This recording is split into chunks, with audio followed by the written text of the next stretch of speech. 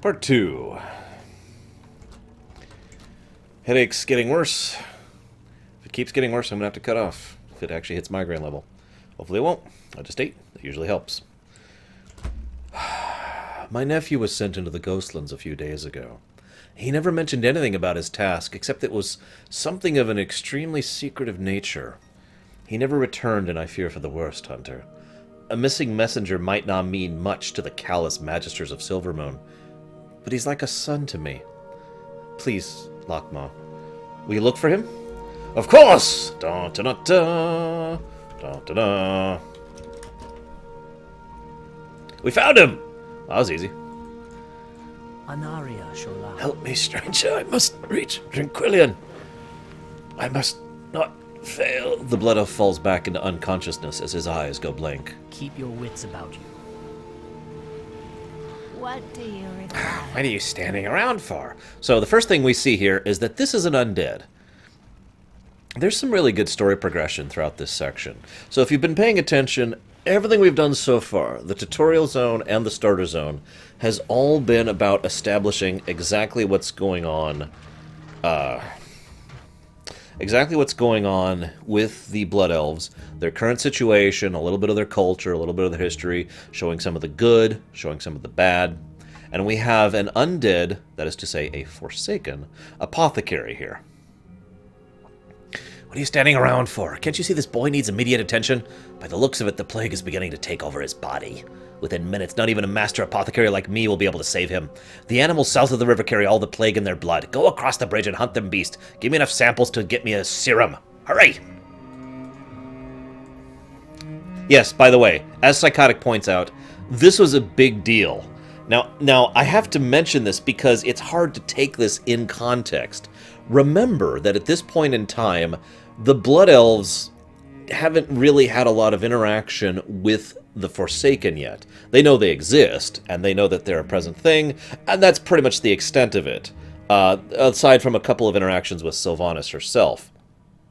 So in coming across an undead who is trying everything in her power to help out, one of their own, that's kind of a big game changer right there. And it will shape this literal interaction. Forgive me for keeping to emphasize this point, but this interaction between this apothecary and the player character will shape the entire future of the Blood Elf people. I'm not kidding, by the way.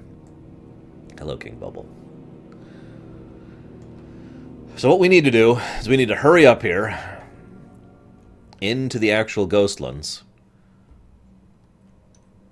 and try to... Hey, War Wager. Why did the chat try to kill you? And try to get enough plagued samples in order to determine a serum for him. Now, you might be like, how the heck could he even be saved? Well, the truth is, he is not actually blighted. Not yet. He has basically... Okay, so you remember how I mentioned some people? King Bubble, I'm going to be playing through 8 characters regularly and 6 other characters normally. I don't feel like setting up add-ons for all of those characters when I could just play without. It's very, very simple. Anyways,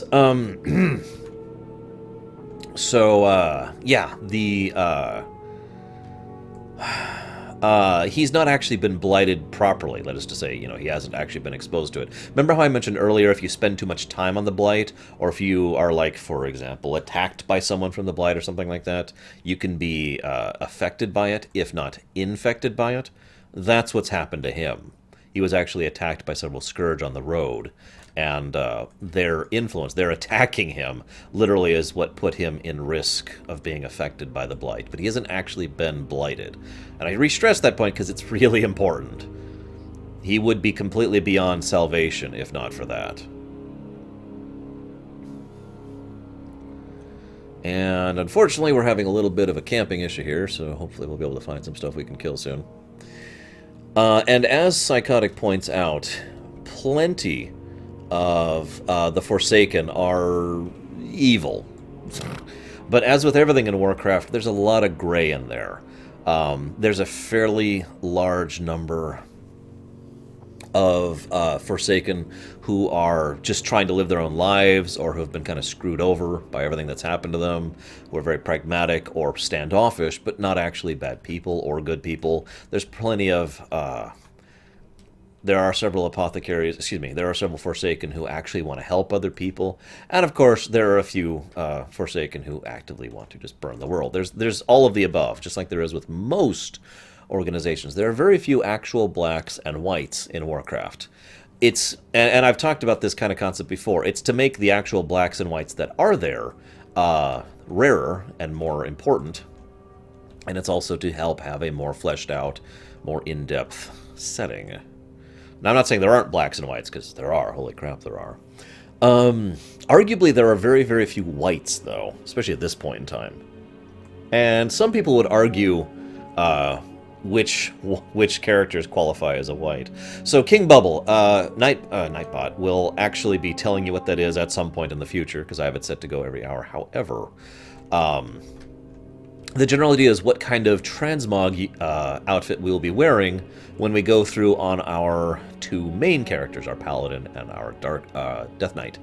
The left one, of course, being the sexy choice, the middle one being the Crayola choice, and the right one being the normal choice. And you Well, did you bring me what I need? Hurry, or the pretty elf boy is going to be a goner. Just in time. I was about ready to start digging a hole for our friend here. My potion seems to be working. He's coming too. I think he's trying to get your attention. Why don't you try talking to him? goodbye. Glory to the Sinora. I'm too weak to continue. I carry a dire warning from Regent Lord Lothramar. In the form of a letter. You have to deliver it for me. Where am I? You're not going anywhere just yet, handsome. Not until you regain your strength. We will have justice. And down he goes.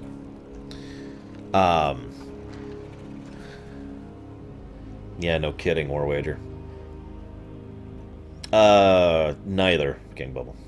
You can actually see the pictures of the outfits I intend to wear on the left there. I know it's small.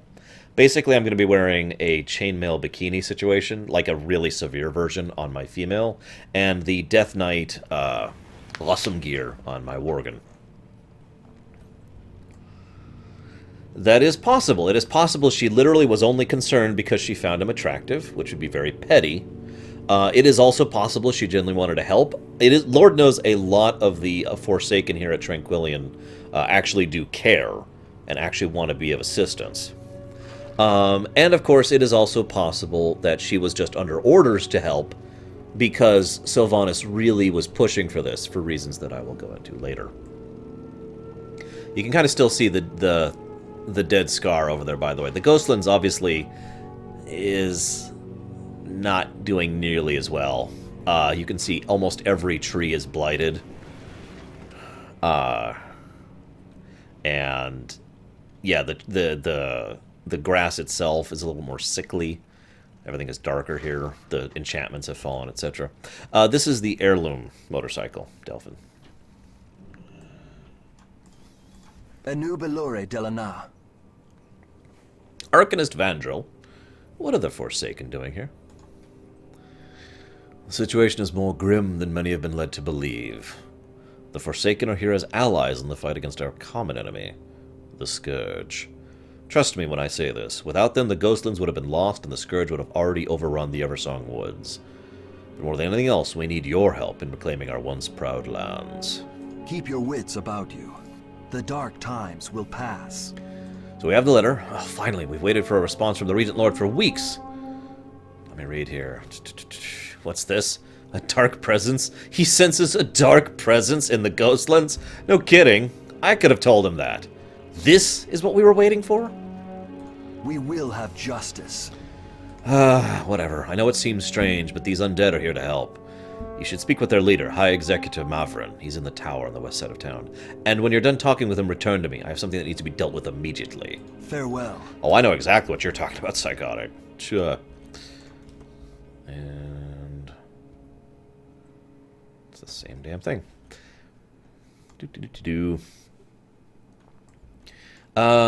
This zone was in Warcraft 3, but I forget exactly what it was called back then. And of course it looked kind of different. But yeah, we kind of made that path when we were going through here in Warcraft 3. You know, Darch Monster, that's actually an excellent question. I think the real answer is this area might be beyond burning, if you know what I mean. In other words, burning it might actually speed up the problem rather than slow it down, because now it's not being distracted. Let's pick up a couple quests really quick. If I see them, I'll kill them. Why not? And you... Your gold is welcome here. Stay the course. Yeah, if you have, I believe it's 25 heirlooms to get this one. Let me think about that. Actually, I guess it would be here, wouldn't it? Collections, maybe? Yep, 35. 35 heirlooms. Makes it happen.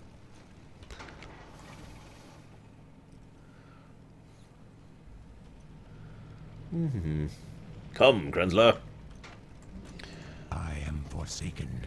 I know that we Forsaken appear monstrous to your eyes, but I assure you we mean your people no harm. We are here because of a common enemy, Daron, the traitor. I actually referenced him earlier when I was talking about the Sunwell. I didn't feel like it was worth talking more about him, so he's the guy I was talking about. He has returned, and now commands the scourge that are invading this land from his steadfast Deathholm to the south. Sylvanas Windrunner, the late Dark Lady, originally hails from these lands, and in fact used to be an elf. She has a history with Daron and wants him dead as much as your people do. We will defeat him together, Hunter. Now, my friend, if you'd be so kind as to return to Arcanist Vandrel, I know he is very anxious to send you out on your next mission in the Ghostlands. We're counting on you, Lakma. Do not let us down. Beware the living. Beware the living and the dead. Really, Deacon? Wow. Is there like some event going on right now? Because I feel like I'm having... I should have quality options by now, you know what I mean? He wasn't actually in Warcraft, he was in the comics, Zero. But he did portray the elves to Arthas, yes. Speak quickly. You're welcome, Delphin. I hope to continue this. And yes, Cool Ninja, that's actually what I was referring to just now. To find a cure for the plague, we need to understand how it affects different creatures, from the most complex life forms to the lowliest of subspecies. I've come here to study the Murlocs, since, like us, they retained free will in Undeath. What makes these lowly mongrels so special? I need to find out.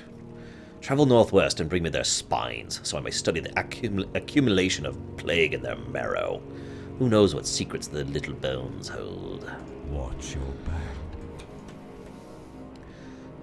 Absolutely, Reach. I'm a big fan of good voice acting.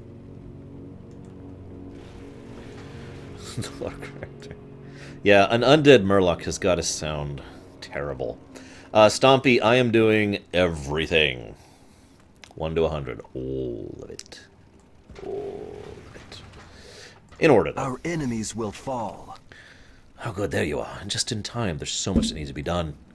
We're surrounded here, Hunter. The outlying villages have all been overrun by the scourge. You must head northeast to Suncrown Village immediately and deal with the nerubian scourge menace. You can't miss them. They're spider-like creatures. There's no time to waste. Quel'Thalas must be reclaimed. That line right there, by the way, Quel'Thalas must be reclaimed. Remember the Sunwell. That's pretty much the reason why, the other reason why they haven't tried to scorched earth the Ghostlands. They actually want this territory back. This, I know this doesn't look like much, but this is about as big as Eversong, even in lore. And there is a lot of valuable resources and territory and habitable land if they were able to reclaim it, including several sanctums and, of course, arable land and all that fun stuff. So it would be very, very valuable for the Blood Elves if they could actually reclaim this. That's, of course, the big if involved in this. Be quick about your business. How am I supposed to supply the war efforts when I can't even see if they get my supplies here? I was promised an escort and it never came. And then I had to leave one of my carts behind to the west when I was attacked by a band of ghouls. You want to help out and get me open for business in the process? Go down the western road out of town, past the graveyard. On the other side of the dead scar is a fork in the road. Beyond that, my cart is on the left. Remember, Yeah. patience. But we're actually going to go this direction first. There, like I said, Rory, there are... You weren't listening, were you? There's quite a bit of things of value within this area, if they could reclaim it. It's a lot of land. It's a lot of arable situation. It's a lot of minerals. Gold, of course. Yeah, there's a lot that the entire Ghostlands would be very valuable to the elves if they could claim it back. Yes, source is highest, Doomfear Keeper. Doesn't get higher than that. I would actually prefer to be streaming at a higher quality, but I'm not a partner, so I can't do that. Damn you, Twitch. Alright, so here's a little village over here. Let's see what's going on in this area. Come closer, I am dying. I was sent to slay these nerubians, but Vangel didn't know they have a leader. You must help and slay a Noxotun. Get help. She wanders around Suncrown Village. I actually agree, Reach. This whole area is rotting. Ghostlands is not completely dead. We see areas that are completely dead in this game. This is not one of those. This place is like a gasping, choking corpse. Like that's still moving, you know. No, they have not. I'm not on fire. Because even as of recent as of now in Warlords, the Blood Elves have only just recently started becoming an actual major power again. They have gone back from the brink of extinction, which is where they're at in BC, and especially by the end of Pandaria, they managed to get more technology, more resources, more influence, more affluence, and are at the point where they have actually started to be, you know, a force to be reckoned with again. So at this point, technically, they would be able to go ahead and reclaim this land. Let's hope a big Legion invasion doesn't happen to interrupt that, because that would really make things awkward for the Blood Elves, wouldn't it?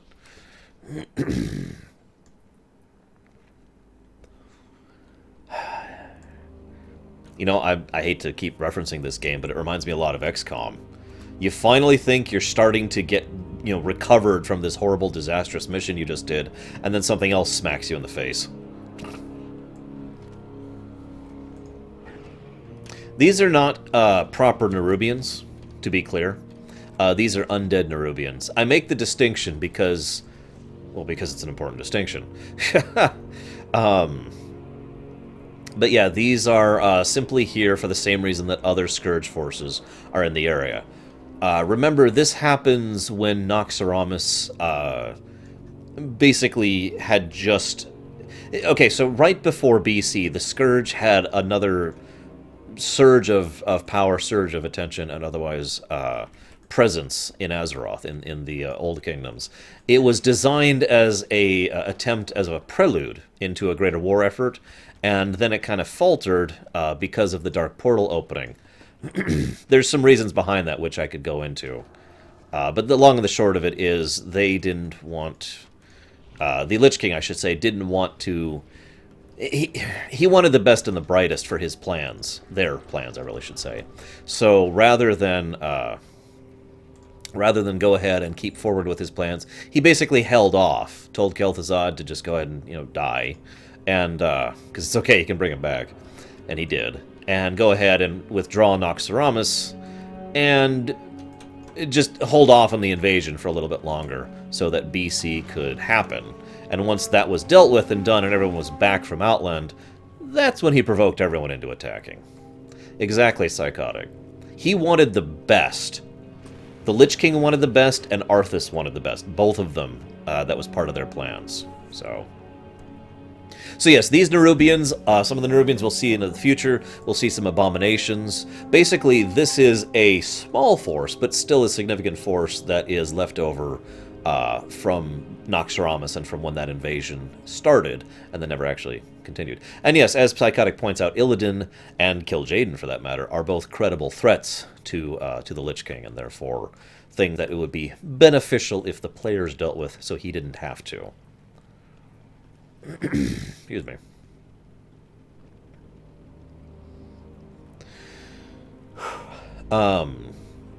Let's see. Actually, yeah, pretty similar, Raskar. Pretty similar. Much larger scale, obviously. Anaria Shola.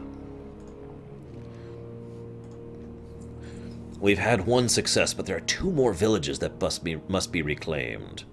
Golden Mist Village is our next target. It lies to the northwest and has been taken by ghosts of high elves that used to live there. Gruesome, I know. But these are apparently the sort of tactics the Scourge likes to employ. Go and defeat these ghosts and wraiths, Hunter. Take the west road out of Tranquillian to get there. Farewell. Debatable, Prog. Illidan in a one-on-one fight was definitely a match for the Lich King. The Lich King has more overall power because the Lich King has the Scourge at his back. But again, Illidan is still more than capable of contesting him in that. Anyways. Yeah, let's get that. We will have justice. I am now friendly with Tranquillian. Yay. And I have more quests to get. Yay. Don't worry, we'll see the Arthas versus Illidan fight close up. The majority of the Blood Elves are still here right now. I'm not on fire. The exodus to Outland, which was intended to happen, and never did actually happen, hasn't happened yet, I guess, obviously, based on the way I phrased that sentence. There are quite a few Blood Elves in Outland, but very few Blood Elf travelers to Outland. In other words, most of the Blood Elves on Outland right now are the ones who have been there this entire time, since Warcraft 3, the ones who went there with Kael'thas and stayed there with Kael'thas. So the majority of the species is here. What do you seek? This is intolerable. I have nothing to work with here. Milady asked me to come from Silvermoon City. She deserves cuisine as befits her station. No? But I get here and there's no food. You must go out, Hunter, and bring me fresh kills. Dame Arthas prefers a crunchy texture to her food. There are plenty of spindlewort lurkers to the southwest. It's disgusting, I know, but it's what we have to work with. Remember the sun well.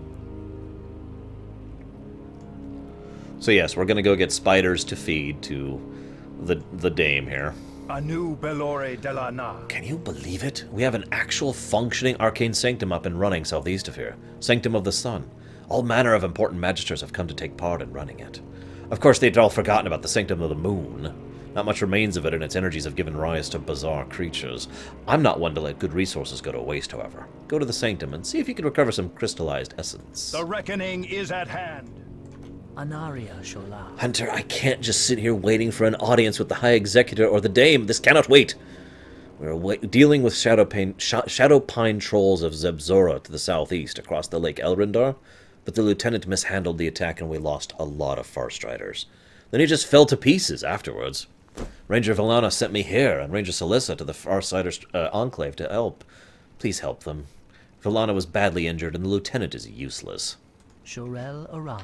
No and yes, Leander. We'll get there, trust me. When we get to Outland, we will discuss the Outland equation extensively. And how completely screwed over the Blood Elves are. Baladash Malanore. Meanwhile, the Dame herself. By the way, this is one of the highest-ranking Blood Elves currently, as of right now, in the Blood Elf Society. I want to stress that I mean the ones here on Silvermoon, not the ones out on Outland. These are effectively 2 organizations at this point, so think of them as such. So, of the Silvermoon Blood Elves, this is someone who I'd say is like among the upper echelons of the entire organization. That's how important Tranquillian is to them, and that's how important reclaiming this area is to them. So, just a little bit of a political background there. Hunter, we are having difficulty with a group of night elves that have recently taken over a nearby island. They've set up a small camp at the old high elf ley line nexus, Andaroth, to the northwest. There's a dirt path that leads up to it, just past the Dead Scar. I suggest you lend us your aid by going there and investigating what they're up to, and slaying as many of the conceited night elves as you can. Salama Yes, there's also a High Executor, now? which is, I'd guess, say, the 3rd or 4th highest ranked within the Forsaken. Again, really showing just how important this operation is to everyone involved. This is a big deal, is what I'm trying to say. And Sylvanas is really pushing for this. Which is funny, because Lorthamar kind of isn't. Also, hi, Thorador. Hello. The Underlight Mines to the southwest has been overrun by a clan of gnolls calling themselves the Black Paw.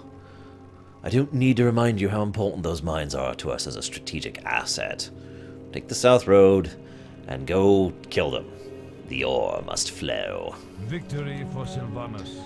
Yeah, Deathstalkers, there's a whole organization of the military, but the Deathstalkers are basically the elite core of the standard Forsaken military troops.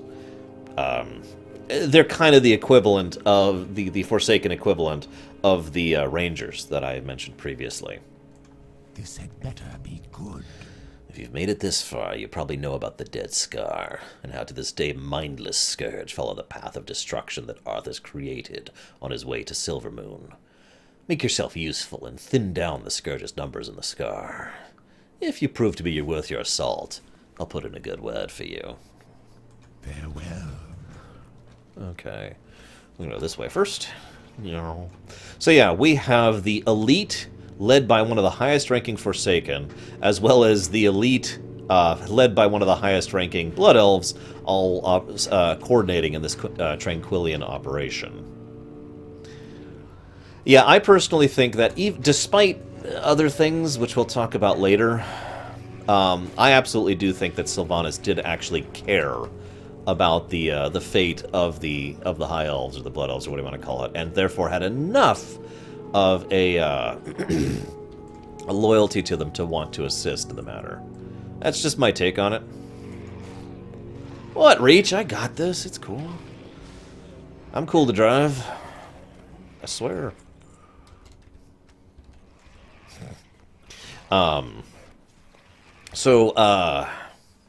Yeah, she did quite literally die trying to defend Silvermoon. Failing to defend Silvermoon. That's got to stick in your craw, doesn't it? You literally died failing to defend Silvermoon, and the next thing you find out is that Silvermoon is on the verge of being completely overrun and destroyed. That's another thing that I feel like is worth noting. It is very, very possible that if not for the intervention of the Forsaken in the Tranquillian operation, that the Blood Elves, because of all the other crap they're dealing with right now, would not be able to push back this Scourge assault from Dark Hen. You'll see the assault from Deathholm pushing north, they might have literally just been overrun by it. And that might have been the end of Silvermoon. So even though Sylvanas had ulterior motives here, and she did, I wouldn't be surprised if the thought of letting Silvermoon fall to the undead, because she couldn't defend them, is the kind of thing that she just couldn't tolerate. You know what I mean? That's just my take on that. So as you can see, there's a lot of rot here, literally. Just plagued fungi and mushrooms and diseased. And one of the aesthetics that WoW and its particular art style has always gotten across very well, in my opinion, is the plagued look. The Plague Wing in Noxramas is probably the best example of that, although Icecrown Citadel has a pretty good thing of it as well. See you around, Nicholas.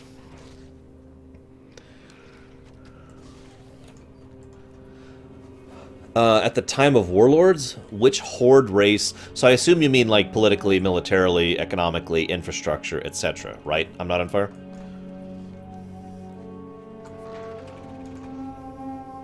Exactly, Reach. It's pretty messed up, this whole place. I gotta be honest, if I was told, you know, you need to help reclaim this place, my first reaction would be to say no. I mean, granted, I have a lot of knowledge and understanding of how blight works and how doomed this area is, but no, this place might actually be unsalvageable.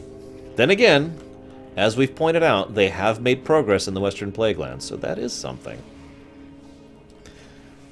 The incentives we have, Thohadora, for the transmog we're going to wear on our mains when we get there, which we're not there yet, obviously. Basically, we're going to wear like a cool/sexy suit, or a Crayola suit, or a default suit. One of the three. Yeah, burning it would literally make the situation worse, wouldn't it? That's just the great irony of this kind of a situation. Anyways, so let me think about that. So the orcs are not in a good position. And honestly, neither are the trolls. And the Taurens aren't doing so well. The Forsaken. The Forsaken are definitely the ones in the strength. Oh, by the way, fun fact, here's the old High Elf model. They're the only things in the game that still have it, to my knowledge. That's what the model used to be before Blood Elves became a playable race. Looks a little different. Blight can, in fact, survive in the air. Yes, that is the truth. So, burning it might make things worse in that way, too. In addition to the other ways it would make things worse.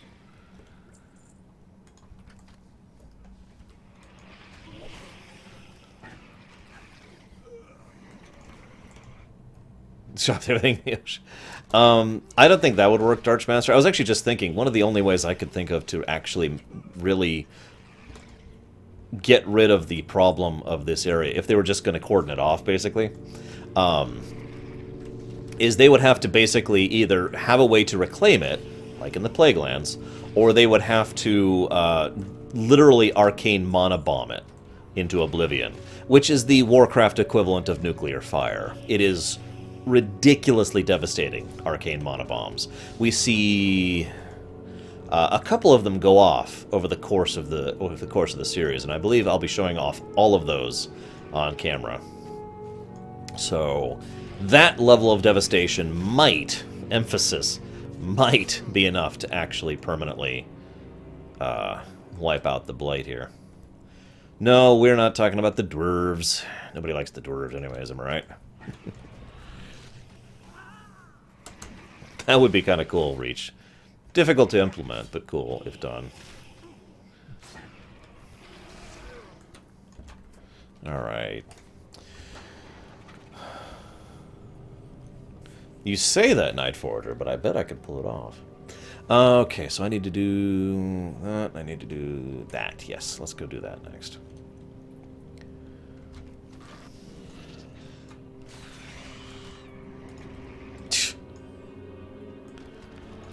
I was going to say, considering that we know for a fact that Alex Strauss's flame does not stop blight, that is actually a definitive fact within the setting. I'm pretty sure Dragonfire would not help, no. And so the cure for the blight, as I've presently mentioned, is years and years and years of continuous daily druidic efforts. Literally trying to weave the, I shouldn't say weave, that's my own term. Basically trying to constantly heal the land itself. Like basically dumping everything's mana pool constantly into healing the very land itself from the ground up, and healing the actual natural spirits in the area, the Loa, if you will, in the area, in order to allow that to restore the dirt, which allows it to restore the grass. It's basically they're effectively terraforming on a massive scale, and it does take years, and it does take constant daily effort, and you can lose progress too. So, you know, that's another problem. Now to kill some Night Elves. I started at 11 a.m. EST, just like I always do, Donnie.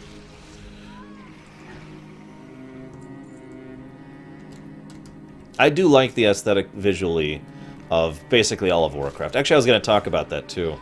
I think I'll wait just a little bit. Yeah, effectively, yes, Deacon. That is correct. I think it's absolutely awesome, Z1 Joker. I can't wait to play it. So, ask our commander. I don't think Old God Corruption would work either, by the way. Old God Corruption is a different thing. And it's also a living thing. A living thing that can be affected by things like undeath. So, yeah. Considering the difference between the artificial life and the... I shouldn't say it like that. Basically, I like to think of the Titans as lithivoric. I know that's a weird way to put it, but it's a Master of Orion thing. Basically, the idea is, rather than being fleshy, they are stony. So, it is very likely the Titans would not actually be affected at all by the Undead Plague. I'm pretty sure the Old Gods would be, but that's just my thoughts on that.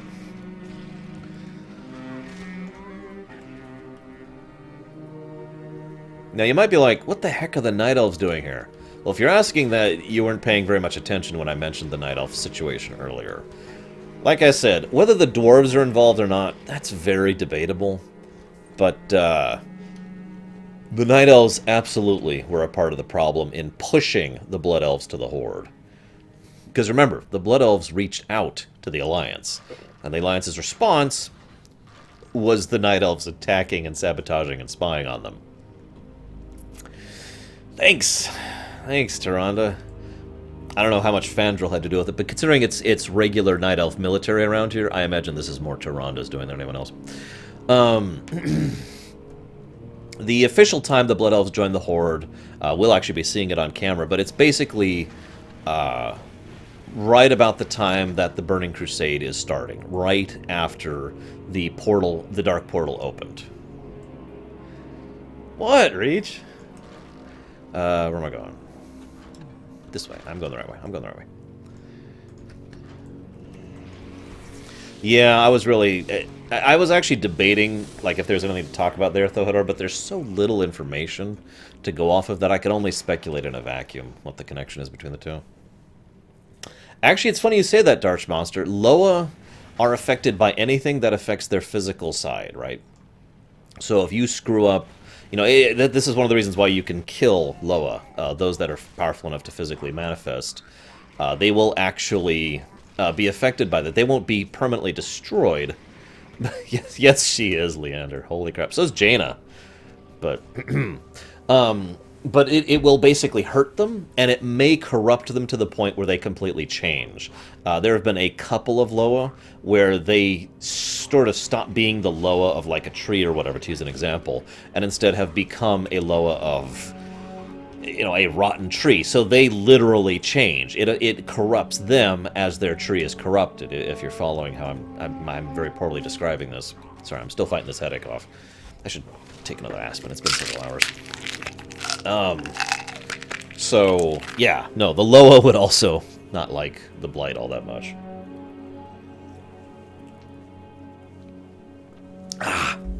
Yes, there is actually quite a bit of lore about the Murlocs. But it all boils down to the fact that they're awesome. I'm not going to discuss that now. There's not really a... I mean, there's other times I could talk about this. There is one thing that is worth noting. So these are Murlocs who have retained Ascensions and Sapience while being undeadified. Now, that by itself is not that unusual. As I've said many, many times, there are 3 forms of undeath in the Warcraft setting. The third form of undeath is the form that has free will, okay? You know, sentience, sapience, etc. So it's not that out of bounds that something could be turned into... Wrong button. Turned into undead and still be able to keep its brain, even if it's a Murloc. But the other side of the significance here is the fact that these are basically old god-style creatures. There it is. Zoom. But the real point, though, that actually has nothing to do with this. I'm kind of going in the wrong direction. The point is, these Murlocs have actually been converted into third-style undead, rather than, you know, accidentally encountered the Blight or whatever, because these are being recruited in order to help the Scourge war effort, because undead Murlocs are much more of a menace than you'd actually think. No, I have a green bow, with no stats on it. I suppose for the sake of speeding this up, I will go ahead and pull out this, because I have it. There, boom. That should help a little bit. Slightly. What else was I talking about? Shoot, I lost my train of thought. Damn it, psychotic. So, okay, Thohador, I was actually talking about that earlier. Basically, it is my opinion that Cenarius and the Ancients, the Primal Ancients in Pandaria, and all of those guys are just very, very, very powerful Loa. I shouldn't say just, you know, it's a significant thing, but that is my opinion on the matter. And he's evaded out. Why it'd be a great... I already think it's a big threat. I don't know, One Joker. Probably not for a bit. Not for years. Nobody likes the dwarves. Okay. Wait, what? No? Oh, we're not there yet. Right. I'll have to go this way first. Okay, there are actually quite a few differences between the two. I'm not a far. So the Scourge Blight is very, very... Oh, thank you, Psychotic. Damn it. Right. Okay, well, I'll answer the question. The Scourge Blight is... I've already kind of described it. It's extremely virulent. It's extremely invasive. It's extremely hard to resist. It's almost impossible to purge, you know, etc., right? The Forsaken Blight is a completely different thing. I will talk about that more in Wrath, but to summarize it right now, Forsaken Blight is something that is designed to melt you alive. That's not a joke. That it is literally designed to kill you, whereas the Scourge Blight is designed to convert you. That is the biggest fundamental difference between the two. It is worth noting that both of them are metaphysical diseases in addition to physical diseases. They will not just affect, you know, your lungs and your heart and your muscle and whatnot, but they will also affect your soul, your spirit, yourself. So both of them are pretty horrible in that sense as well. I do think that Ziwan, but probably not anytime soon. We're probably a little bit busy with the Legion right now. Now. So this is actually a good time to talk about these kind of things. So these are mana creatures, right? Now, yeah, War Wager's statement is actually pretty accurate. These things are a natural byproduct of too much mana being in any given area. There's actually been some speculation that this is a significant point, a significant story point, because any place, anywhere that has a lot of magical energy, whether it's natural magic, you know, like druidic magic or shamanistic magic, a place that has a lot of elemental magic, a place that has a lot of arcane magic, or a place that has a lot of fel magic, these kind of things happen. They, creatures... Oh, you mean Sylvanas. That's not what I thought you meant. Sorry, everyone. These kind of things, I don't know. These kind of things naturally happen in basically all of the above cases. And the only... My inventory's full. And the only real commonality is the magic thing. So personally, it is my theory on the matter, and again, I've heard a few other people talk about this. I didn't come up with this idea.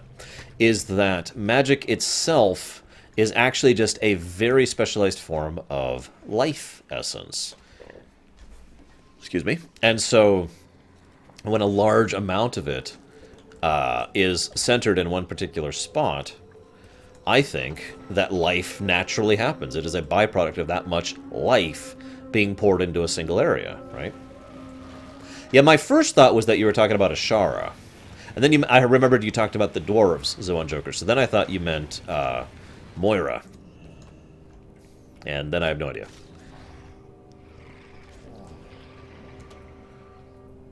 Downsides to Undeath, other than the obvious. No, I don't, personally, Little Billy. But then again, it could be. There are several things that happen as a result of gameplay rather than story. For example, void creatures are classified in-game as demon-type creatures, but in lore they are very much not. There is actually a big difference between void and demonic. In fact, that difference is relevant for you to understand why a particular boss is such a thing in Warlords. So it could be a gameplay thing, and it could not. But I don't think it's a coincidence because I think both are natural amalgams of the energy that they are made of, void and mana, respectively. So downsides to Undeath. Again, there's the obvious downsides. Undeath has to be maintained. So, for example, and we'll see a little bit this when we start our Death Knight, you still have to maintain a little bit of your form if you don't want to end up, for example, losing the ability to talk or losing the ability to have a hand or whatever. You don't really regenerate, you just keep going no matter what. And that can get to the point where you're down to your bones, and then it can get to the point where you're down to just your essence, your spirit. Yes, that's the one, Psychotic. Zolthazok, or whatever the hell his name is. Anyways, so you have to. So there's the maintenance involved. There's the fact that you have to deal with things trying to live in you. You know, maggots and the like. Yeah, you look terrible. You smell terrible. There is another disadvantage, but only for very specific types of third-type undead. Namely, if you don't kill, you become incredibly, horrifically, nightmarishly tortured, basically. Like, you will actually be so overcome with pain that you will be unable to function, and you will turn into a raving, mindless beast. I'll talk more about that later. In lore, yes, Little Billy. In reality, no.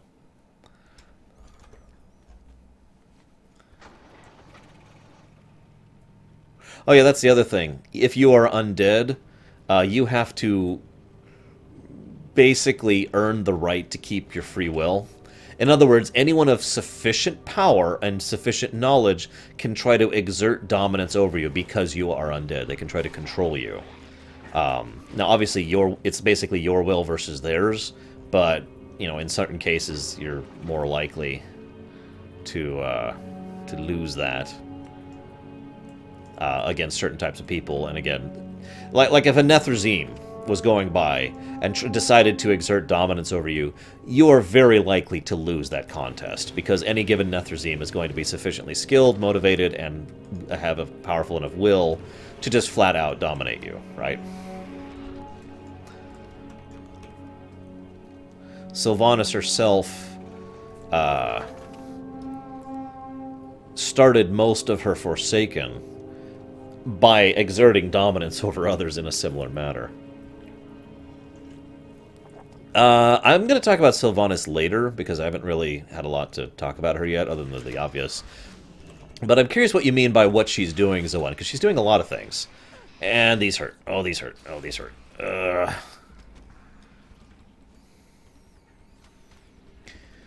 Because it's built into you, Darch Monster. Otherwise, it will start hurting, and hurting, and hurting. Hey, G-Juice. I was wondering where you've been. Clearly your phone hates me. Why does your phone hate me? That is correct, Little Billy. It is the third Lich King that implemented that particular thing. And again, it's kind of a program prerogative. It's hard to avoid. And by hard to, I mean impossible. The only solution is to keep killing. And yeah, what War Wager said is true. Sylvanas literally had to mentally dominate others with her will and with Vermothras' will in order to supplant the Lich King's will. Yes, King Bubble, that is actually something that can happen. And no, I am not Permeus. I suppose I could. But I am not. Maybe... Oh, no, I got this. I got this. He's only level 12. Quirky pets? I don't know. I've got several pets that I like. Quite a few, actually. In fact, let's pull out a pet right now. What do we got? What do we got? That's great. We'll pull out... All my pets are named after Mega Man characters. Because of course they are. You know what? I'll pull out this one. Little Terragosa. My little proof that I've done that.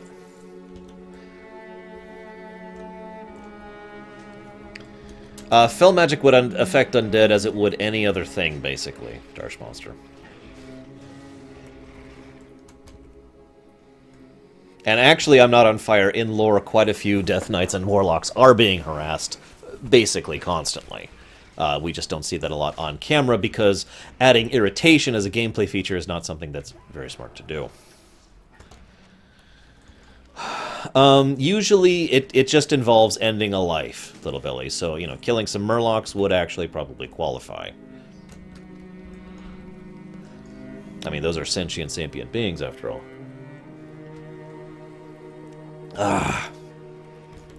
But anyways, yes, the threat of the Legion reclaiming control over the undead is a very real threat. It's probably one of the best reasons why Sylvanas is so committed to the anti-Legion thing, because she understands the kind of threat they would represent. She should. She had Veramothras, and that whole situation. I hope not, King Bubble. That's all I have to say on that. Whoops.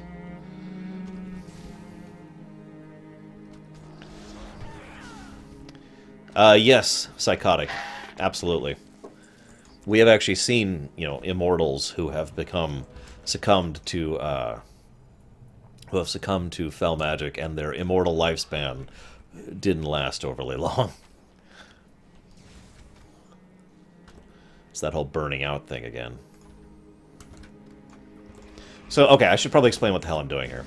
So, these are gnolls, but these are actually undead gnolls. This is the other side of what's going on here. This kind of helps to emphasize a situation. This is really important, because I'm only about 5 hours in right now, Gigi's. This is really important to help understand the threat of the Scourge. This is not actually the Scourge attacking the Blood Elves, okay? Now, I want to stress, as I pointed out earlier, there is, if it not for the intervention of the Forsaken, it is extremely similar, or extremely likely, excuse me, God, my words are going away. It is extremely likely that the Blood Elves would lose. That, at the very least, Eversong Woods would be overrun, and that the Blood Elves would be fighting to defend Silvermoon as we speak, right? Why does anybody betray anyone to the Scourge? I'm not on fire. People do it for their own reasons.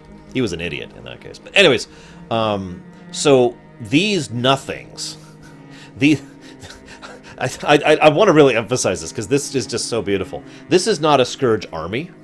This is not a main Scourge force. This is not the Scourge declaring war on the Blood Elves. This is one guy taking control of one base of Scourge and deciding to wage his private war in the name of the Lich King against the Blood Elves. And with that one guy and his one base of troops, he is threatening the entire region. And that, I think, describes the Scourge in a nutshell brilliantly. Oh, of course I will, little Billy. Secretly, it was always the grassy knoll. But seriously, though, so what we are seeing here is exactly what we saw earlier with the Murlocs. Because he doesn't have a proper army, and we'll see this again with Trolls in a bit, by the way. Because Darkon does not have a proper army, what we have here is his actual, you know, elite, proper Scourge military troops, or regular Scourge regulars, and then he has spread the blight to the Gnolls, to the Murlocs, and to the local Troll tribes, so that he could supplant his forces in order to push against the enemy. Now, you might be thinking, well, that's awesome, or that's terrible, or I don't know what you're actually thinking, but the point is, that is very much the Scourge, and one of the biggest reasons why the Scourge is such a threat. One base, one group, one guy has turned 3 separate groups into basically cannon fodder as forward advanced troops for his actual invasion attempt. That is the threat of the Scourge. And again, this is nothing. This is not the might of the Scourge here. We will actually see the might of the Scourge later. They can pull a ridiculous amount of firepower into any given battle if they want to. They usually don't, because they're usually not interested in winning. But anyways. So. What is it? You obtained the specimens I asked of you. Yes, excellent. These spines will be invaluable to my research. When I find a cure for the plague and word of my name spreads, I'll make sure to make mention of you. In the meantime, take these as a reward. Farewell. You can't, because your inventory is full. What do you say? Maybe you should go talk to that blood elf over there and sell all the stuff in your inventory.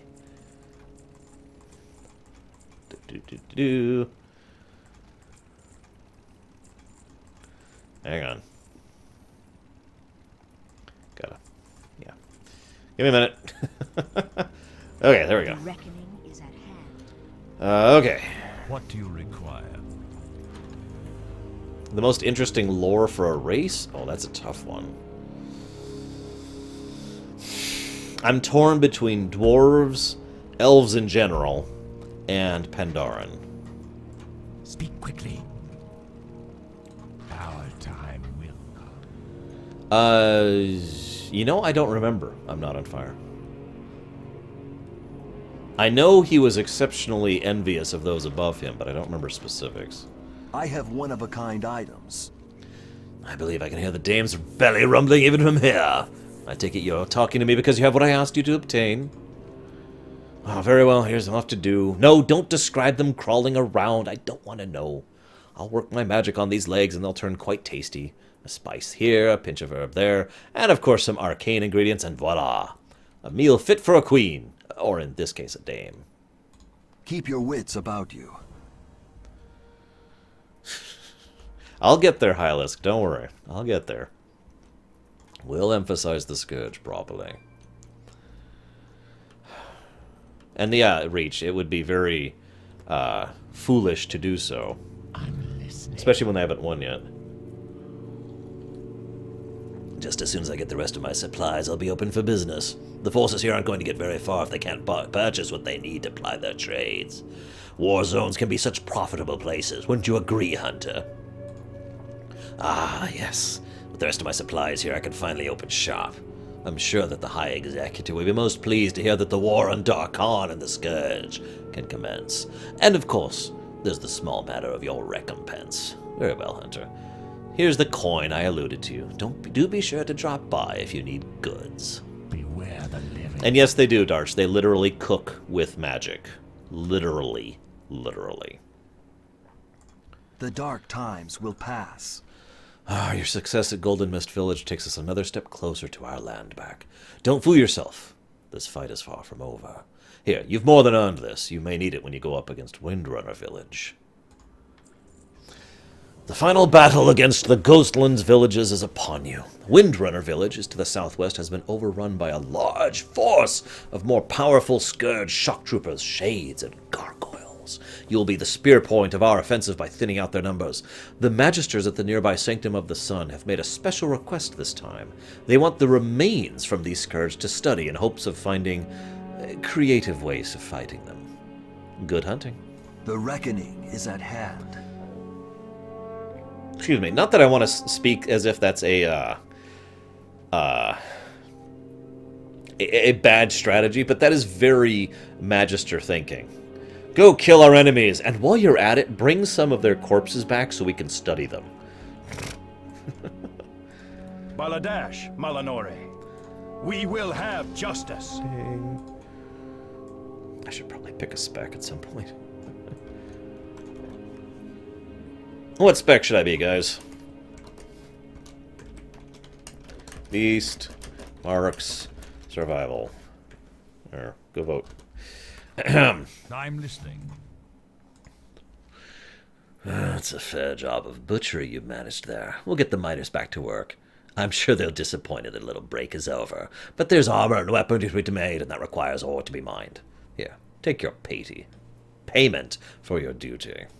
And have a drink on me. The corpses of trolls buried in the Amani catacombs have been rising from the dead. I want you to go there and bring me back proof of their final demise. Some of the mummy trolls and their living counterparts carry juju, glowing objects that house some unknown power source. It's probably what's animating them. It's certainly not Darkhan and his forces to the south. Sorry. Beware the living. What would you ask of death? Hunter, I want you to reclaim Windrunner Spire. It's an honor, really. Windrunner Spire is the original home of Lady Sylvanas Windrunner, Queen of the Forsaken, and former Ranger General of the Elves. But now it's overrun by mindless scourge. To get there, take the road south until... blah, blah, blah, blah. Trust no one. Yes.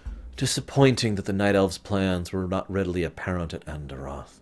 However, those objects that looked like small, magically grown trees with powered orbs on top of them sound interesting. It would appear we'll need be more direct in our information-gathering efforts. Now, the more direct course of action that we're going to take to figure out what these Night Elves are up to is to have you go to their island and steal any information you can come by. I want you to head west, go to the island, and recover any plans they might have there or on their ship. See you Stay the around, course. Shiryu. Our enemies will fall.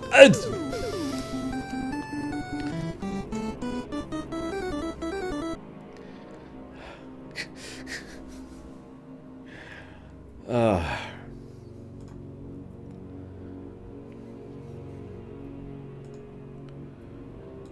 thank you, Thohodor. I appreciate the donation, and I hope you enjoy. If you want to put it towards one of our 3 incentives, feel free. You don't have to.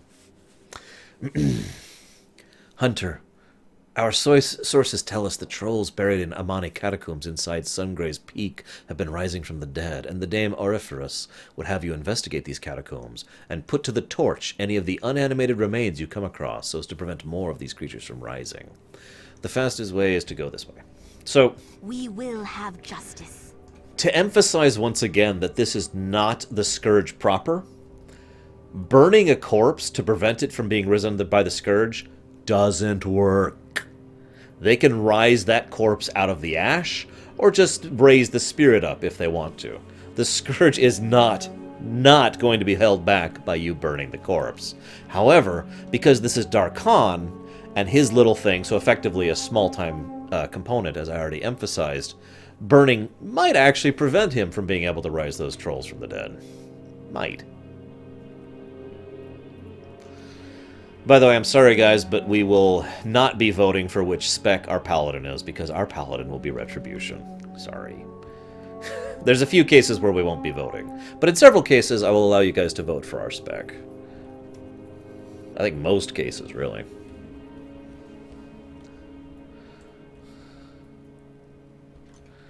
Glory to the Sindori. The dark energy that flows through the bodies of the reanimated skeletons tends to accumulate primarily in the spine. I've discovered a method of instilling this... Oh, I actually don't want to do these quests. Farewell. There's not really anything to talk about there. Damn it, Thohodor.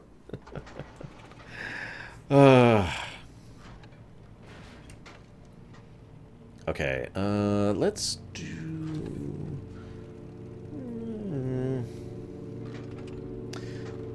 Yes, all of them. All of them, Stompy. I'm very interested and excited for all of them. Okay, I haven't actually discussed the specs, so let me give you your options while we're going to our next location, shall I? Beast spec is a pet-focused class. You make your pet, the Dragonhawk, in this case Krenzler, you make Krenzler stronger, better, faster. I'd do the song, but I don't want to get copyright strong. You make him better in every way, basically. And a lot of your damage then flows through the pet and enables you to do more things as long as your pet is out. You know, that kind of a thing. Marksman spec is specifically about... is kind of what most people consider to be the raid spec. It's all about being able to do big honking hits. You know, just whoosh, bam! Kind of like a sniper situation or a setup. You want to stay at range. You don't actually want the enemy to reach you. And you want to be able to kill them before they reach you. The final spec, Survival, hasn't really had an identity at several points in its career. As of right now, Survival is probably best described as the dot spec. You have Explosive Shot, you have a couple of other shots you can use in order to you know, do damage at range and really emphasize your traps, but Survival has been struggling for an identity for several expansions. In Legion, Survival will actually be a melee spec, which I'm actually pretty excited about, and I may actually switch to Survival from Beast in Legion, just to try it out at the very least. So let's talk about Troll Juju. It's a great time to talk about this. So there's a concept amongst the trolls called Mojo. Mojo... Well, okay, can anyone tell me the definition of Mojo in real life?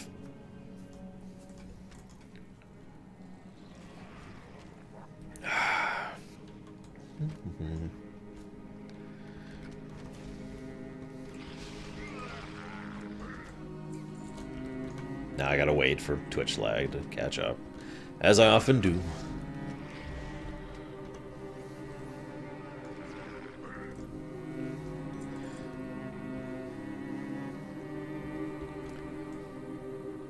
Okay, power, life, you know, live power. I'm with that. I'm with these definitions. Mojo is a... looks up the script, Austin Powers. Mojo in amongst the trolls is a literal physical thing. It is actually something that they can contain. It's a liquid. And the more powerful it is, you know, the more it can be used for. Now, in their case, it is basically Mako. To use the FF7 equivalent. It is pretty much one-to-one. Magical liquid that is composed of life essence.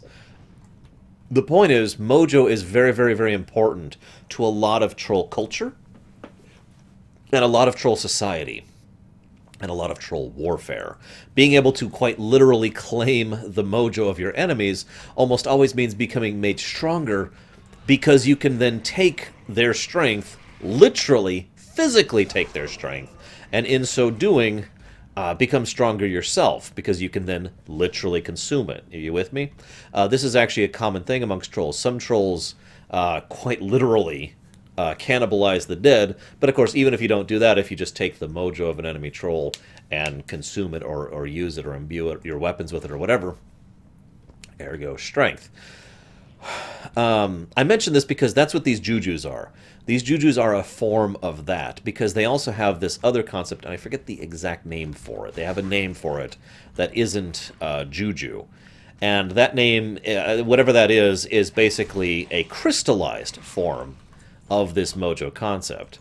It's not what's raising these guys from the dead. That's part of why I bring this up. No, it's not addictive, actually, to reach, believe it or not.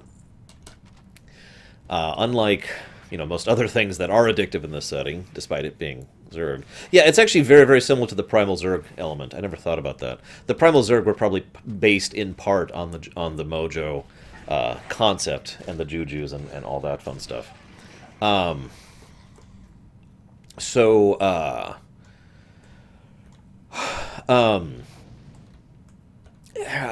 Another thing that's relevant about the mojo thing, if you successfully take an enemy's mojo and prevent them from having their life force, you can, under the right circumstances, prevent them from coming back from the dead. There are actually only a few ways to prevent a troll from coming back from the dead. Believe it or not, it's actually a lot harder to do than you'd think, preventing a troll from coming back from the dead, because trolls can come back from the dead even if their bodies are basically completely destroyed. Trolls are resilient like that. It's one of their it's not just a nature of them as a species, though. That's mostly a cultural thing. The trolls know so much about life, death, and everything in between that they can usually just turn it right back around and keep going even after they die. One of my favorite examples of this is actually the Zandalar Hex Priest, whose name I can't think of. He's the third boss in Magushan Vault. I can't think of his name right now. Oh wait, I have it written down, because he's one of the ones for this. Hang on. I have his name written down. Garajal. Garajal is the one I'm thinking about. Garajal is an excellent example of a troll who you kill, and he falls over, and then his spirit just gets up, like, ugh, really? Like it's just an inconvenience to be killed. Because that's kind of how the trolls work. A troll with enough knowledge, enough information, death is literally just an inconvenience to them. It's one of the reasons they were so damn strong back in the day. And honestly, if not for the fact that they weren't united, and the fact that, well, some other elements came in to interrupt their dominance, there's a pretty good chance that trolls would still dominate the entire planet. Anyways, someone mentioned earlier about trolls being one of the original species on the planet. They are actually one of 3 original species on the planet. Those species being the trolls, the Tauren, and the Pandaren. Yeah, no kidding, Raskor. There are other species that have been around for a while, but most of the other species in the setting have either been warped off of another species, were never originally sentient or sapient, or were specifically crafted by the Titans. Those 3 are the definitive, no really... what's the term I'm looking for?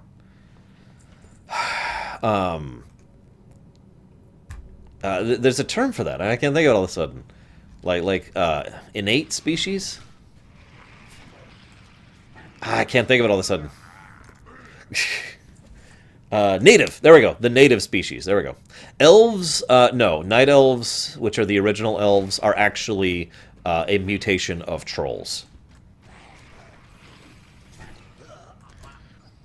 And most of the other races that can be named are either mutations or were crafted, or are a mutation of a crafted. And yeah, the Night Elves consider it a incredibly insulting thing to be mentioned about the troll connection. They have publicly and officially denied the troll connection. Glory to the Sindorai. And it's so bad that the original, that if you were to, like, walk up to a Night Elf, seriously, if you were to walk up to Night Elf and tell them, you know, Night Elves came from trolls, they might attack you with intent to kill on sight of you. That is how insulting that is to the Night Elves, to have that be brought up. Really quick, I just realized I wanted to use a different pet for this section. Just gotta remember where it is. If I can find it. Maybe I don't have it here. Oh shoot, I don't have it here. No. Oh well, we'll give up. So, State your business. these trolls ambushed me and have been keeping me in this cage. I think they're planning to sacrifice me. Help me get out of here. The lock in the cage isn't that complex. I just can't get to it from this side. Please escort me back to the Farstrader Enclave. I'm sure Captain Helos rewards you, and you'd have my undying gratitude. Okay. Keep your wits about you. We'll save you from the trolls. So, you might ask, what's with the sacrifice thing? Well, actually, that's all down to the Loa. Here's an interesting thought here. Why do the Loa like things being sacrificed to them so much? Seriously, the Loa enjoy sacrifices. But the funny thing is, I don't just mean sacrifices as in killing someone for the sake of satisfying them. There is a Loa, I forget his name, it's one of the Darkspear Loa that they revere, that actually enjoys a particular form of, like, fruity and vegetable-y drinks that they craft and give to them. No, the Nerubians are a offshoot of the Akir, who are an offshoot of the Silithid. The Silithid, as I mentioned before, were not sentient or sapient until they were mutated by the old gods into the Akir. So that's why I didn't even list them in that list. And, oh God, no, Pyro. No. The Night Elves were about 10 millennia. Actually, that's a lie. The Night Elves were 16 millennia. Actually, I have it written down right there. 16 millennia before any of that.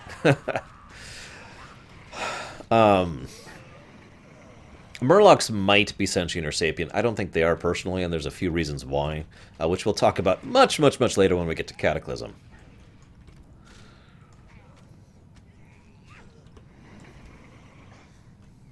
There we go.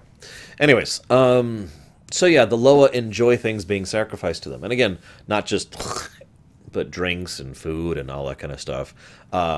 We don't actually know why. There really is no specific reason ever given why the Loa enjoy sacrifices.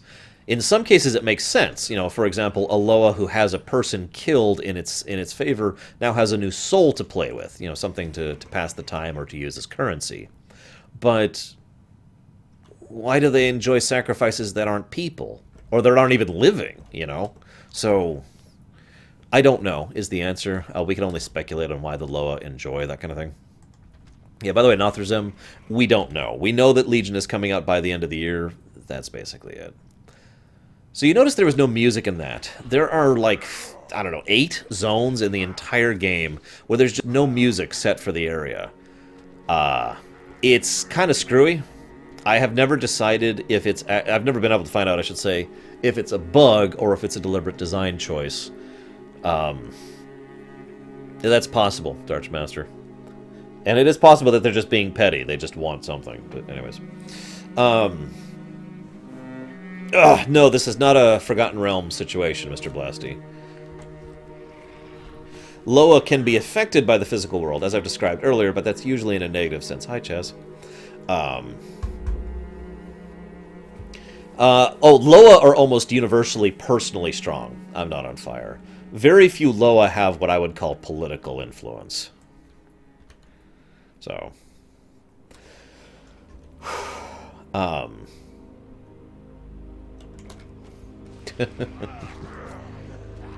Murlocs. Yeah, actually, that's probably a really good time to really discuss the Murlocs when we get to Wrath in the Borean Tundra. So again, this is just a local tribe of Amani trolls that have been converted by Darkhan into foot soldiers. Nothing else, really. Oh yeah, there's absolutely a lot of politics between the Loa. But the Loa don't really play at politics outside of the Loa. They play amongst each other. There's a lot of politics in between Loa. I will escort you to victory. It may take all my effort. So this again kind of helps emphasize how important the Tranquillian situation is. They have actually sent a ranger captain and some of the highest rank, basically an entire contingent of rangers, in addition to more apothecaries who are helping out in order to secure this area. Just once again emphasizing how important this is to both sides.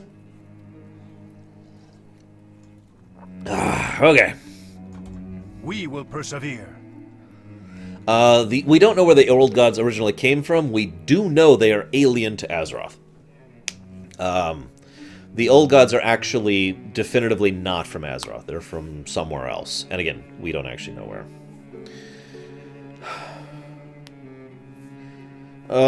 Don't ask me that, Map C. Because, God, it was so stupid when they implemented the alternate timeline thing for Warlords. I like Warlords a lot, but that alternate timeline thing is so dumb. The bottom line is there's actually 1.5 legions. So, certain entities only have one copy of them across multiple timelines. It's always the ridiculously powerful ones, the ones that are literally nexus points of raw energy. Archimonde, Kil'jaeden, Sargeras, Deathwing. Arguably the old gods, we're not sure about that. All of these things, there's only one of them. No matter how many alternate timelines there is, there's only one in any of those timelines. So some of the members of the Legion we saw, in Warlords were part of our Legion, and some of them were lesser demons, which are part of their Legion, and it's just kind of ridiculous. Hey, Cashel. So anyways, moving on. You're quite the heroine, Hunter, to get out of there alive. I suppose we'll have to mount an offensive to clear out the catacombs, too. As if we didn't have enough trouble with the living trolls. You've done a great thing today. So, thanks. Farewell. I'll take the troll kickers. Hunter, I want you to kill as many Shadowpine trolls as you can. We need their numbers greatly reduced before we can shift our attention towards Deathholm. And while you're at it, we might as well kill 2 birds with one stone. So bring me back a load of their weapons. Better not let that go to waste, and we can use them in the fight against the Scourge. Remember the sun weapon. No, Thero, he didn't. Sigh. So again, a little bit of a situation for the war aspect here. So Deathholm has been converting Murlocs, Gnolls, and Trolls to their cause. Amidst all of this, there is a tribe of Amani trolls called the Shadowpine who are like, roar, and who are just being dicks about it, basically, and fighting against the elves because screw the elves. Basically, and the funny thing is their thought process is actually quite logical. The elves are extremely distracted with the attack from Darkon, and so if they're ever going to have a chance to attack the elves and really push them back, it's right now. Hey, Azura. So the Shadowpine are trying to use this opportunity to reclaim territory from the Sindorai and trying to push them back and basically just kill them because screw them. The funny thing about that, of course, is our perspective is then we have to kill the trolls first. Then we can focus our enemy on the real threat, which is basically the scouting force of the Scourge that are here. But whatever, I'm getting ahead of myself. Victory lies ahead. The lake to the north has been haunted by the ghosts of my ancestors for as long as I can remember. The poor souls were victims of a tragic accident in which scores of them drowned at the bottom of the lake. The details of the event are mostly forgotten, but their haunting cries serve as a constant reminder of their curse. If you're up to the task, I want you to go to the lake and put an end to their suffering. You'll have my gratitude as well as theirs, I'm sure. We will have justice. Oh, I can't get that quest yet. Okay, I can do that. So this wants me, wanted, bring the head of Kelgash the Wicked, chieftain of the Shadowpine Trolls. No questions asked. Reward, yes, but no advances. Anaria Shola. Our resources are spread pretty thin here, Hunter, so your help is going to be invaluable. The captain has tasked me with overseeing harassment of the local Shadowpine troll camps. We have a policy of keeping them off balance until the day we can launch a brutal offensive to wipe them out. Until then, we need all the volunteers we can get. Think you could hurt them a little? We will have justice. A new Belore Delinar. You show courage in coming to the Ghostlands. There's much work to be done here and not enough brave souls to do it. I have a thankless task to offer you, should you have the inclination to aid our cause. The very wildlife in this land has been tainted by the blight, and we must stop it from spreading. Hold your head high. Should I bother to point out that killing things infected by the undeath plague isn't really going to help anything? Nah, it'll be fine, it'll be fine.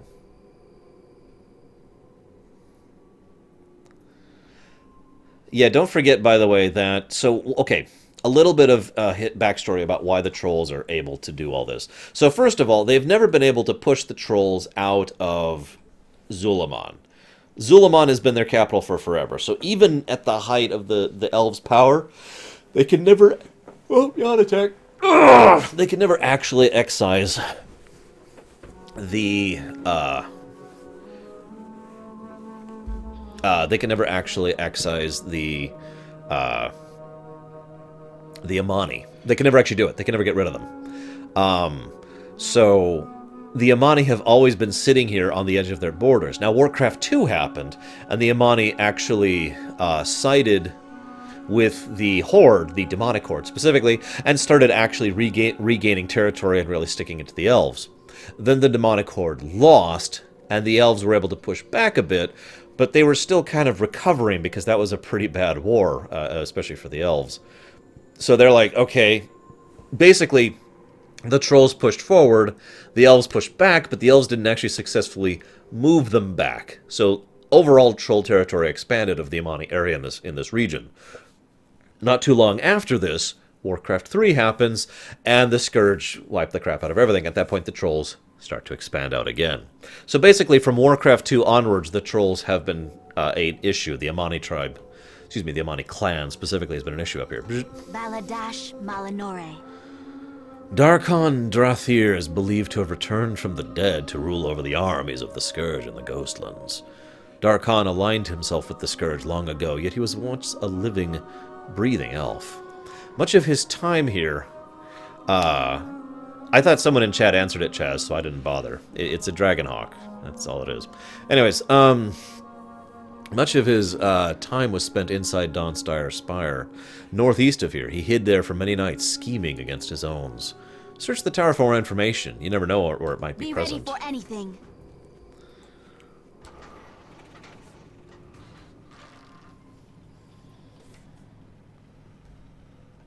And now, we go do a few quests.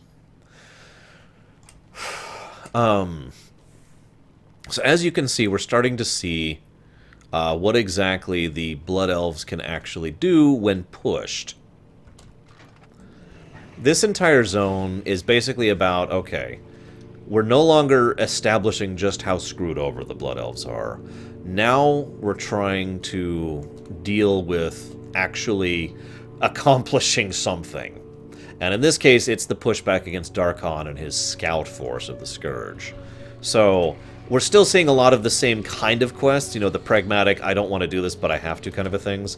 Like all the animals and creatures we've had to kill, and the lengths we've had to go to get trade supplies and food, you know, all that fun stuff.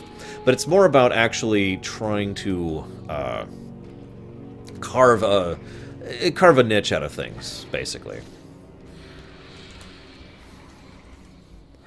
Now, this actually amuses me. So this is a long-abandoned spire, you know, nice building here, with arcane sentries still active. Two possibilities here. Possibility number one, these sentries have been active since Darkon first abandoned the area, which is possible, because that's only been for about 4 years at this point. It's not that out of bounds because, remember, the Blood Elves have not actually had the possibility to get back out this far in the last 4 years. It's only with the assistance of the Forsaken that they've finally been able to make this push. So, possible. Second option is that Darkon himself came here recently to activate these things to help defend his former home. I think it's the former of these two ideas, personally. Whoops. As you skim over the pages in the journal, you get overcome by an unnerving sense that you're being watched. The contents are unsettling. Darkon's soul was one filled with hatred and contempt for his own people. The extent of his machinations and plots are all documented in great detail. Maybe there'll be something here you can find useful. Darkon was a perfect example of the kind of person who was an excellent, what's a good word? Pawn of the Scourge. Not a recruit, not someone who would become a lord of the Scourge, but simply a pawn, a tool to be used and then discarded. The Scourge likes to recruit 3 types of people, basically, in general. The first is heroes and champions of the light, which it's really... It's the idea is the concept of corrupting them, trying to, not literally, I don't mean like demonically or in making them undead or whatever. I mean just breaking them down mentally and emotionally until they become a husk of who they once were, and then offering them a job, basically. And once they are given that offer, you know, turning them into a new form of the Scourge. The second type of people they like to recruit is the very powerful and very, you know, the very enlightened, the very intelligent, the kind of skilled, amazing people who will be able to accomplish incredible things and lead the Scourge to victory. A lot of the most willing recruits of the Scourge have been their most dangerous members. Kel'Thuzad himself probably being the example of that. And then there's the third category. People who are idiots who they can recruit because they think, aha, I will be able to use the Scourge for my own petty grievances. And then they're used and chewed up and spit out by the Scourge in order to accomplish some kind of petty betrayal against whoever it is they're working against. This has happened several times. Darkon is probably the best example of that because he was a pathetic, whiny little snot. He was literally just an arrogant, elitist, I'm better than you, I'm better than everyone, I am the only true high elf, I'm the only one who really carries the burden of our people, kind of an idiot who actually believed that by allying with the Scourge, he would be made in charge, he would be able to make all the other Blood Elves lick his boots, or excuse me, High Elves at that point in time, lick his boots. And so the Scourge was like, okay, go betray your people then. God, I have nothing but contempt for Darkon. It is appropriate that the most powerful force Darkon is tolerated to lead is this pathetic scout force here in the Ghostlands. Anyways,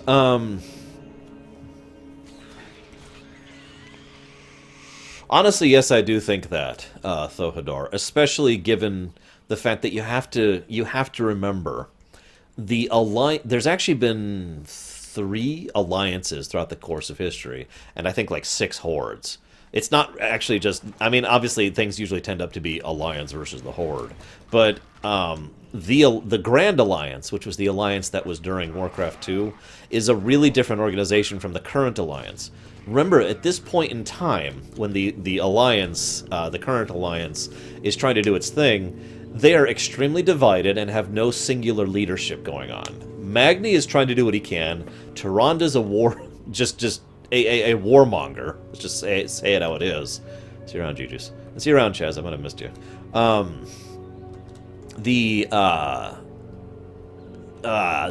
Words. Mekatork, or am I saying that wrong? Whichever. The gnome guy.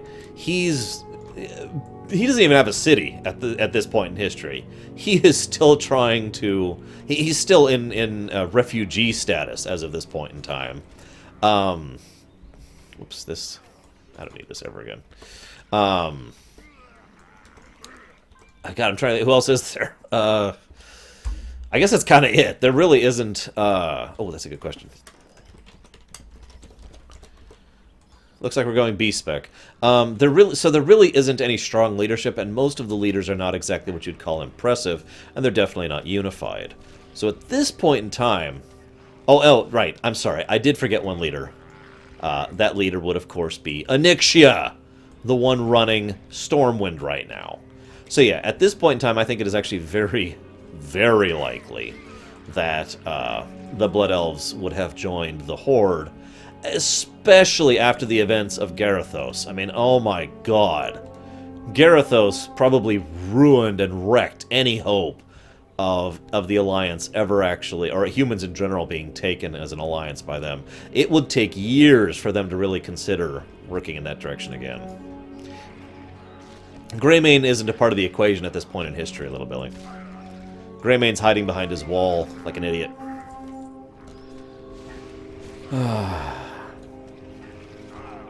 I think, though, Hador, that's likely what the nobility wanted, but I think at least some of the leaders in charge understood that doing so would literally be suicide.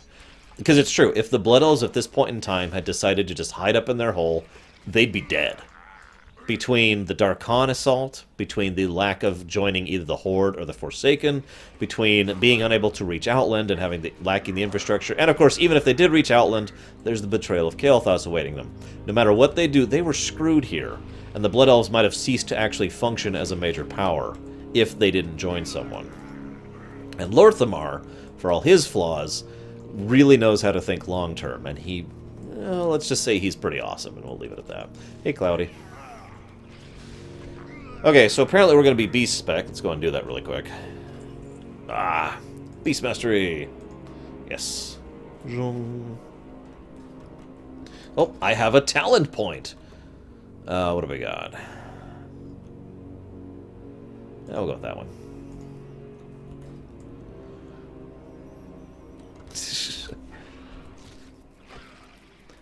I still, to this day, wonder how much of Garithos' massive racism was him, and how much of it was Balnazar influencing him.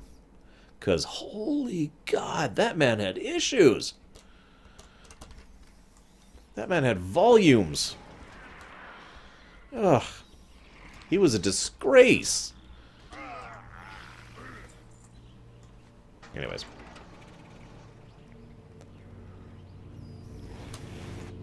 I gotta be honest, Lorthamar's awesome. He actually had my support as the new war chief instead of Vol'jin. Hey, Nicolas. Garithos is the racist idiot from Warcraft 3 Frozen Throne, who was actually the Grand Marshal in charge of the Alliance's military forces at the time in northern Eastern Kingdoms. I want to stress that, actually. He was so racist, he basically completely screwed over the Blood Elf forces under Kael'thas, and was actually going to have their entire military force executed for treason, because they were... Okay, so for those of you not aware of the full situation, I gotta lay this out. So Garithos is like, alright, Kael'thas, I have orders for you. I need you to go ahead and defeat this entire Scourge force by yourself. Now, Kael'thas' response is, no problem, we got this. And then Garithos says, also, I'm withdrawing all of the human troops and dwarven troops away from you, so you're going to have to do it on your own. And you know, Kael'thas is like, I'm sorry, what? You're taking all my troops away? And Garithos is like, no, I'm sure you pointy ears can figure out something. So Kael'thas was screwed and losing, and the Naga offered their assistance for reasons that I've discussed in the past. Kael'thas took them up on that because he's not a moron. And then Garithos noticed that and was like, aha! You're coordinating with the Naga. You're all under arrest and we're going to execute all of you. And so then they fled to Outland. I don't know, Prog. I guess the story keeps me engaged. I enjoy the gameplay. Times will pass. I don't know.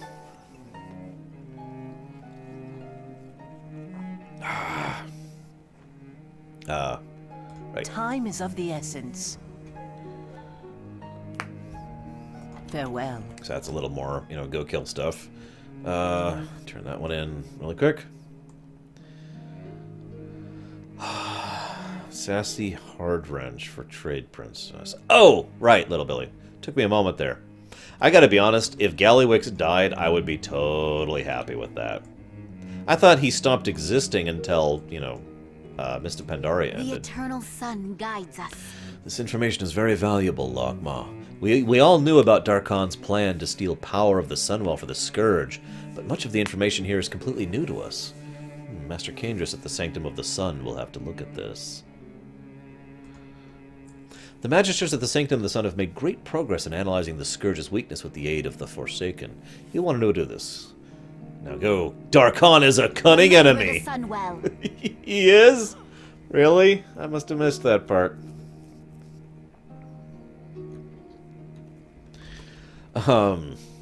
You know, Cashel, honestly, that wouldn't even surprise me. Again, I find myself wondering how much of Garithos' racism was genuine, and how much of it was being pushed by Balnazar. I'm on loan to the Farstriders in an attempt to help with their child difficulties. I believe that I have a solution to their problem. At my disposal are a number of potent poisons. The trolls, as you know, are living creatures and therefore must eat. If we combine my poison and their food, well, I'm sure the results will be entertaining. Care to help in ridding the trolls to the south? Victory for Savanas. So there's another apothecary. This one, a little less welcome here. interested in helping people out. He's more of a, I want to be amused at their death kind of a guy. But I mean, we all need hobbies, right? Right? There's nothing wrong with that. Is at hand. And yes, Charlord, that is correct. It's the same Darkon. Okay, so I'm actually gonna go north first before we progress through that. Now, if you want my opinion, by the way, on the Garithos situation, I think Garithos was a massive racist, but he never really let it affect him on a large scale, and then Balnazar took over and cranked it up, cranked that up to 11, until he was so incredibly anti-Elven that it was actually affecting his command and his ability to lead. Because that's a very Nethrezim thing to do. The Nethrezim are arguably the villains of the entire setting, by the way, and I mean that sincerely. I'm even ignoring the fact that in the original canon, the Nethrezim are why Sargeras turned evil. Let's just ignore that for a moment. Because that was the original plan, which was then retconned. The Nethrezim in general are intelligent, brilliantly skilled when it comes to crafting and weaving, and are, of course, innate demons, one of the very few innate demons that exist, as far as the species go. They've been around forever, they're manipulative, and they're shapeshifters, too. They can shapeshift at will. Yeah. Our enemies will fall. Every year, we denizens of Suncrown would take part in a ritual to keep the different aspects of nature under our control. Dominion over the element of water was symbolized by the summoning and enslavement of an elemental named Aquantion. Through a wicked perversion of our magic, the scoundrel broke his bonds and enslaved us instead. We wore medallions shaped like waves during the ritual. Seek them up at the bottom of the lake. We'll need them to free my compatriot spirits. Lorerun. So, you remember how I was talking about the tendency of the high elves to take control of their surroundings, spirits, monsters, that kind of a thing. Yeah, they were actually gone so far as to literally have an entire ceremony whose only purpose was to demonstrate the control they already had over the nearby elements. That was just part of their culture. And yeah, I would actually argue that Garithos might be good writing, if my theory about him is true. If my theory about him is wrong and he's just a cartoonishly racist villain, then he's a cartoonishly racist villain. I don't know, Hylisk. There's still actually at least 2 expansions worth of content here on Azeroth. So, and a potential 3rd on either Draenor or Outland. So, yeah, I would be amazed if we don't see Argos. I mean, my God. Adam, I will be doing raids all by myself. I will be conquering all of the raids with my will and power and my desire to conquer all life. Wait, I'm not Sauron. Hang on. Anyways, I want to talk just a little bit more about that ritual thing I mentioned. It's just indicative of the way that the High Elves, specifically, not the Blood Elves, but the High Elves thought of things. I defend the High Elves, but they still had some issues, culturally speaking. This is a race of people who made an entire... who viewed basically everything around them as tools. Not every one. I want to stress the difference there. These are not space pirates from Metroid. These are instead people who see, magic, elements, creatures, beasts, spirits. Basically everything around them, culturally, was viewed as something that they could use. Something that they could manipulate and utilize to accomplish their own ends. And therefore were... like it was such a big deal to them to have that, or such a normal thing, I should say, to have them, that they wanted to re-emphasize over and over their superiority. I personally feel that at least part of that is a degree of compensating. Because remember, these are people who were literally kicked out of their own home, who used to be the upper class. These people, the original High Elves were highborn. The people who are the upper crust elite of the original Night Elves, right?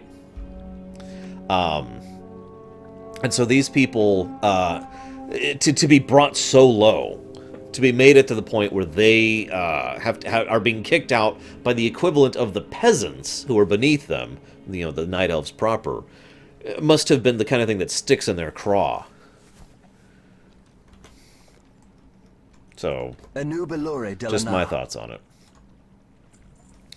That willful elemental ended many lives that fateful day when he revolted against us. By calling to the lowly Murloc to sabotage our rights, he subverted our magic and turned against us. Show him our thirst for vengeance has not waned. Take these medallions and lay them at the altar of title mastery. Aquantian shall immediately answer your summons.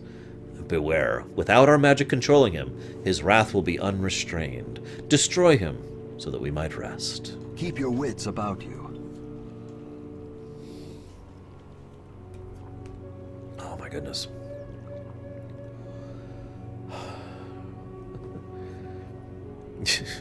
Sorry, Theodore. I hope you're at least enjoying. I hope you're all enjoying, really.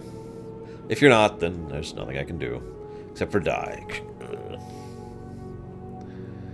Alright. Oh god, it's a water elemental. Quick! Okay, we're good, we're good. I was kidding, he's not exactly what I would call a hard boss. Now here's an interesting thing. Do you think we are in the right for destroying Aquantian to release the spirits of these people? Or do you think these people got what was coming to them for their arrogance in enslaving him? Remember, elementals are sentient and sapient, so... You've avenged our deaths and broken his grasp on our souls. We may finally rest. Lorerun. And so, yeah, the idea here is that these spirits can now cease. They can move on, basically, to whatever it is that they're going to go to. We do know at least 2 distinct afterlives that do actually exist in Warcraft, which are, ironically, the Light and the Dark. Capital L, capital D. But I'll talk more about those later. There's a better time to talk about those. Baladash Malanore. Oh, good to hear that Leth Villains made it to safety, and he was smart enough to ask you for help instead of just waiting. I hope the ranger made it to safety. Salama Ashalanore. The lieutenant here rushed us into battle with the trolls across the lake instead of scouting the situation first. We were decimated by his stupidity. You hear me, Torthamon? You're an idiot! Will you help us, Hunter? Those trolls still need to be dealt with. I need to stay here and nursemaid him. I think he's lost his mind. Just head east, and I want revenge. I want their ears, so I can make a nice necklace. Stay the course. So in case you missed what he just said, I'm sure to receive a commendation upon our return. We may have suffered a few losses, but overall I think we did quite nicely. Don't you, Valena? By the way, these 2 are the only thing left of their entire Not squad. What's above squad? Platoon. That would be 32 people. So that's 30 deaths. See you around, Questy. Hope to see you tomorrow. Hopefully. Have the elementals ever picked a side to fight for? Yes, the elements in many cases have been persuaded through diplomacy to fight for one side or the other. I don't mean like horde or alliance. I mean like a given faction. That is a thing that's happened. It's not common. Most of the time the elements are either bound or bargained with. Like, I would say 90% of the time the elements are bound. Because because of the nature of elements and what they are, it's actually quite easy to bind them, since they are actually a form of spirit life. I've talked about this before, so I guess this is a good time while we're doing this quest really quick to talk about the forms of spirit life. Just in very, very brief, since we just brought it up.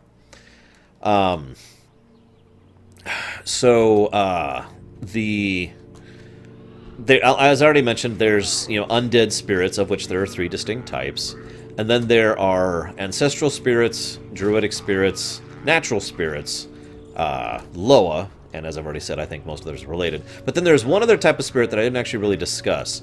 It is debatable, given the differences in the style, that elemental spirits are actually a completely different life form than all the other forms of spirits I've already mentioned. I don't actually think that's true personally. I think that they still fit most of the definitions of a spirit life.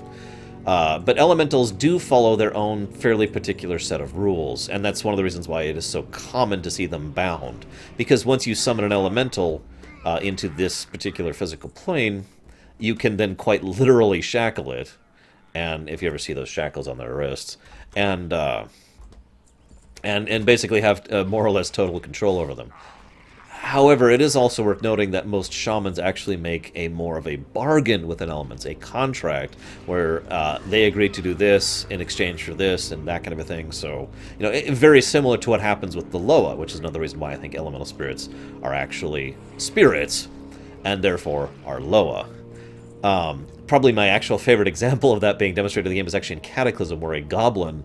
Well, basically, we find out about a bargain that a goblin shaman has made with a fire elemental spirit. And the fire elemental spirit is really pissed off at the terms of that of that agreement, and let's just say he ends up disagreeing and breaks off the contract, in short.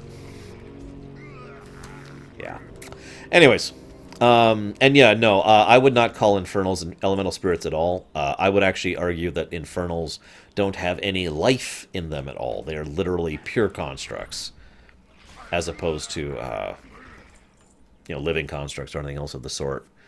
A first type of undead, if you will. Just made of rock and fell energy instead of bone and sinew. Whoop. So yeah, let's talk about one other thing here. This is the final thing. I probably should have been talking about this, but I just brought up the spirits thing, so I wanted to cover that really quick. This gentleman is lieutenant who cost 30 people's deaths. Yes, they can, Darchmonster. Only under the right circumstances, though. So this idiot lieutenant caused the death of 30 of his people in a hasty and rushed attack against the Amani. This is important for 3 reasons, really quick here. Yes, Little Billy. It's because in lore, each individual shaman crafts their own totem. So, in order to demonstrate that, they show each species having a different totem. I have no idea, Adam. I am anticipating right now getting a roughly 2 zones done per day. So do the math, basically. Don't forget, I still have to do raids, dungeons, etc. But that can wait, of course. Okay, so first reason why I think it's important to mention this lieutenant being an idiot. It once again shows how ridiculously the approach to the military versus the Amani are. Again, a lot of the races completely underestimate the trolls. Hey, Zebros. They really don't consider the trolls to be an actual threat, even though they are a very serious, very real threat. So it's a nice way to emphasize that this entire squad of 32 guys went over there and got wrecked by those trolls because of his idiocy and his stupidity. Second thing, Someone's done the math of that, Cashel, so you'll have to look that up. I don't know what it is. Second thing, it helps to demonstrate the relative lack of military situation they've got going here. Basically, there's two ways to interpret this. Either this guy was someone who was a lieutenant, a officer from before this, from before all of these events, and therefore was promoted because of political connections or because he had a well-positioned family or, whatever. Or because of the ridiculous losses that the Blood Elves took in the Second War, the Third War, the Third and a Half War with Frozen Throne, and all the events with the Trolls up until now, and of course the Scourge events happening right now, that they have been promoting anyone, just anyone they can promote, just quick, go, get up there. And so you have incompetence in charge. And again, very indicative of how bad things have gotten one way or the other. And the third thing is, of course, to showcase that the Blood Elves would probably be completely and utterly screwed between the Amani and the Scourge, if not for the Forsaken and us. The eternal sun guides us. Damn. I need one last favor of you. Just in case we don't make it back, I need you to go get help. Check in with Captain Helios Remember the and sun well. report. So we're going to go ahead and inform the actual captain of how bad things have gotten here. I think his family was mentioned too, now that you mention it. So I think it is probably a family connection situation. And again, this is kind of a very WoW thing.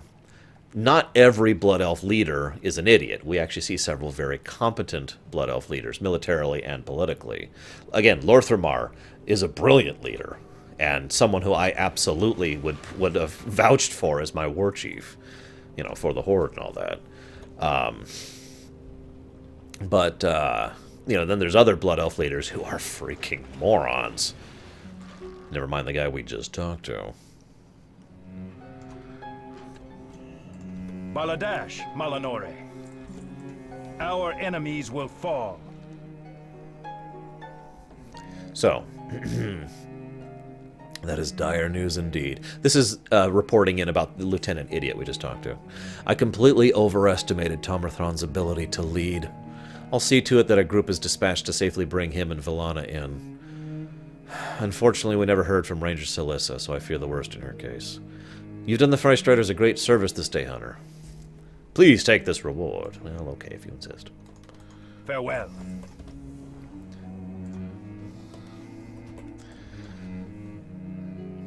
Yeah, there are also Choose insane wisely. Blood Elf leaders. So here's a question. Why do you guys think Kael'thas turn-coded? Lorerun. I mean, we have a pretty clear picture of the why. Really. Okay, so I think I can actually skip that quest. It's not really necessary for lore. And I know I can skip that quest, so I'm going to go ahead and move forward a little bit here. And hope that I can pull the end game without finishing off this whole area. I think I can. I think I can. But I need to go kill this guy first, so I'm going to go do that.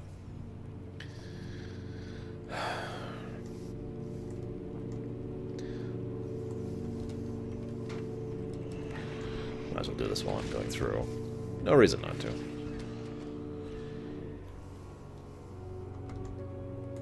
We don't know the exact point in time Kael'thas turn-coded.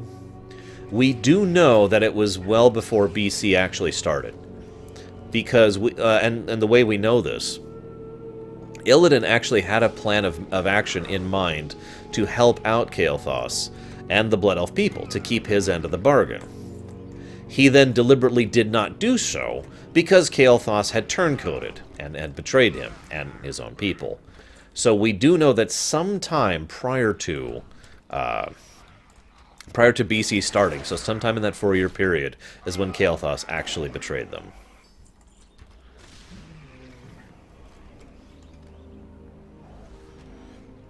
And yeah, I'm kind of with Dread on that one. It is worth noting that, as harsh as we tend to be on Kael'thas, he went through a lot of crap. I mean, he went through a lot of crap.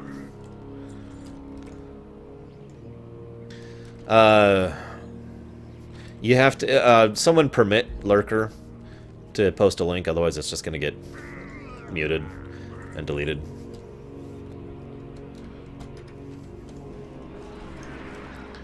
Ow. What time is it? Okay.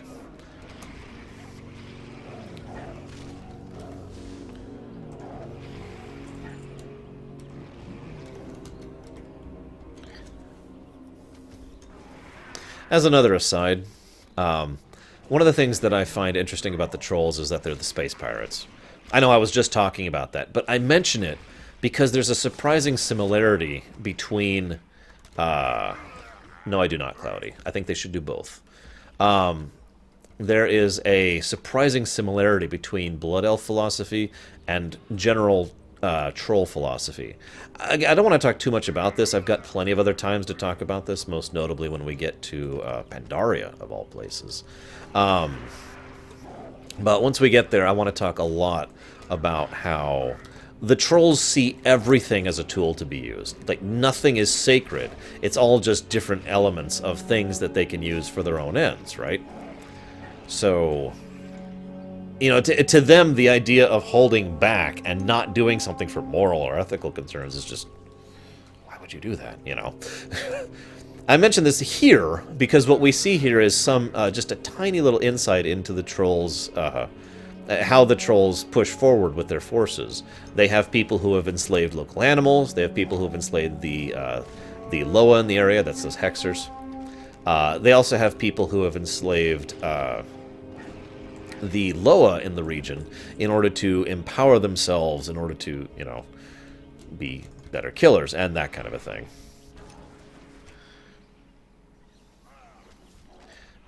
I will say many, many times over that Jaina did not go crazy. I actually really like what they did with her in Pandaria. But I don't want to talk about that now because I want to talk about that in Pandaria.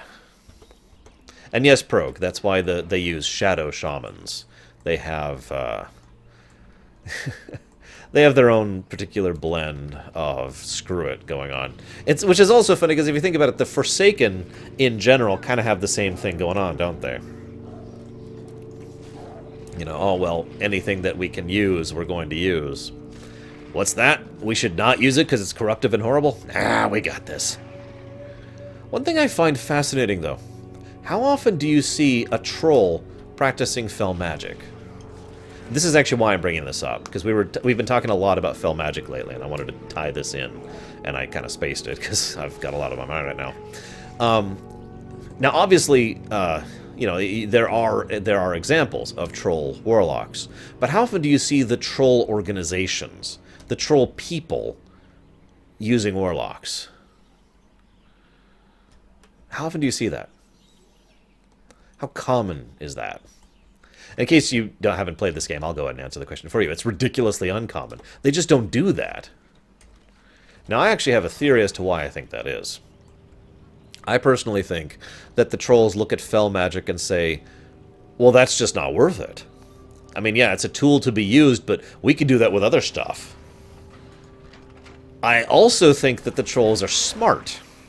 I know that sounds weird, but remember, I've often said one of the things the trolls overall have going for them, going in their favor, is they have a tremendous knowledge and understanding of things.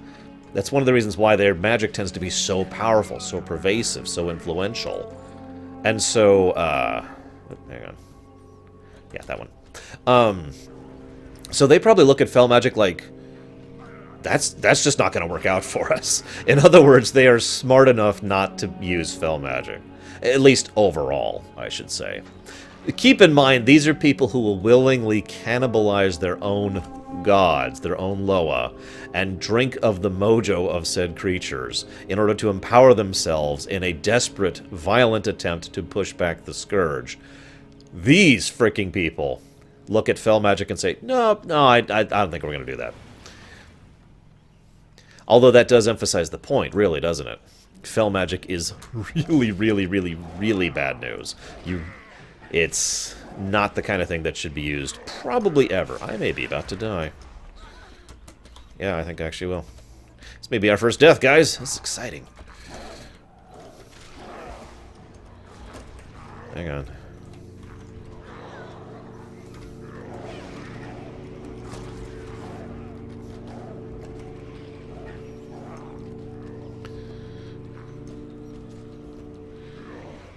I personally do not think fel magic is connected to the void. No. Just my take on it. Damn! Oh, almost pulled that off, too.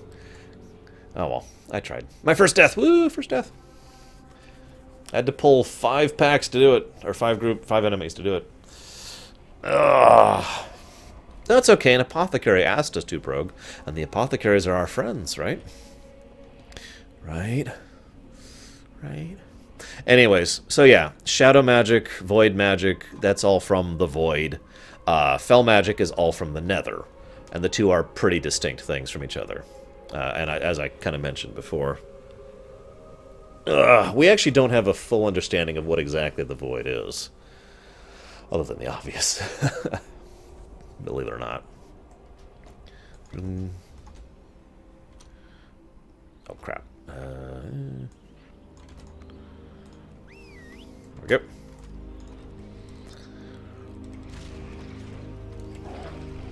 I really did almost pull that out, too. But he literally caught me in mid-jump back. Oh, well. Yeah, it is actually kind of similar, Casual. I'm pretty sure it's just a fun cameo thing. It would actually be quite easy to merge the Blizzard universes together. Like, surprisingly easy if you think about it. But I don't think they are. I really don't.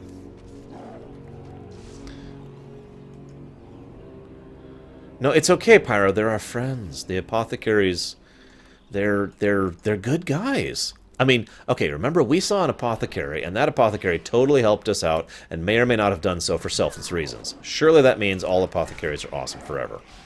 And that's just logical.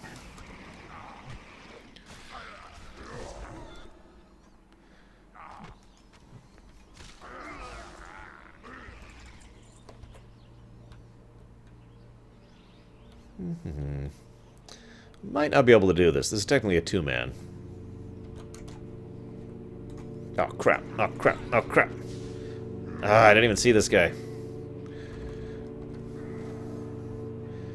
Go, my pet.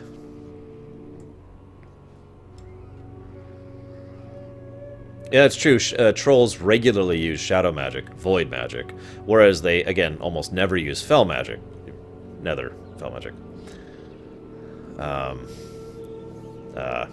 Well, this is an interesting situation to be in. I think I can get out of here. Maybe. Okay. Hang up. Oh, I'm out. Okay. Wait, no, hang on. Okay, we're good. We made it. Hey, what's up? Okay, so this is a red mob who is an elite, and I'm starting the fight in a really bad way. So you're on Azura. I'm so sorry that you have to do that terrible thing. Okay, we're gonna play this a little cautiously. I'm out of drink. Everything's terrible. It's the opposite song of Everything's Awesome. Ah. Yes, Little Billy, I would.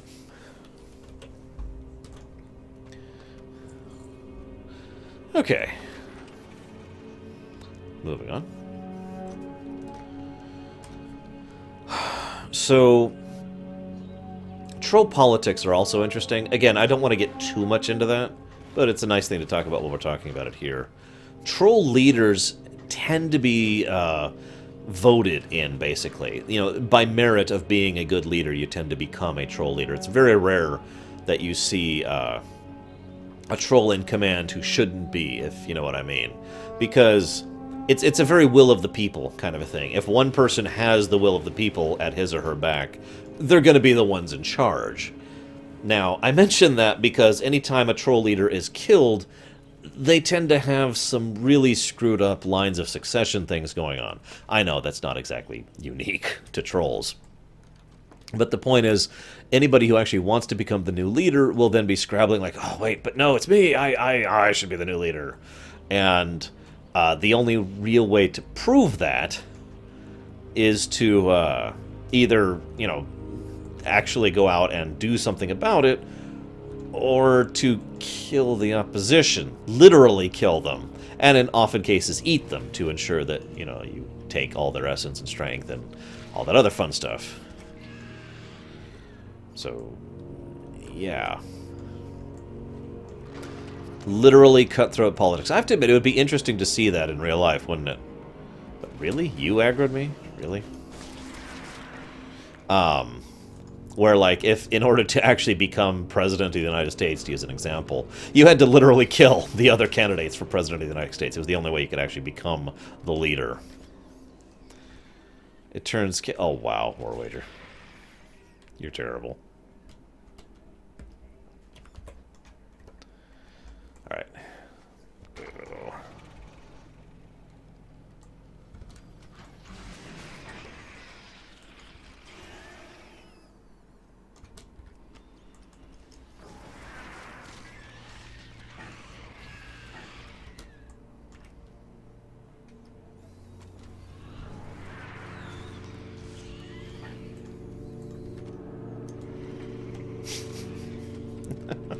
I suddenly ran out of things to talk about. Or rather, I'm saving everything I have to talk about for the moment. Finish that up while I'm here. I don't see any problem with that, Kay. I think that would work out just fine, personally. Yeah, I think we will do that in the future for our future holds. See, I think I'm going to go ahead and heirloom up a little bit more for these characters. I didn't think it was necessary, and it isn't, but it'll speed it up a little bit. And anything I can do to speed this up, to kill out dead zones like I have right this very second, is a good thing. So I think we will do that. Wildlife. So one of the things I actually love most about World of Warcraft, I know this sounds weird, is the food. There's a surprising array and variety of food in this game. And, I mean, near as I can tell, they just eat anything and everything. Whatever they actually feel like eating. It's like, bears? Yeah, no, bears, no problem.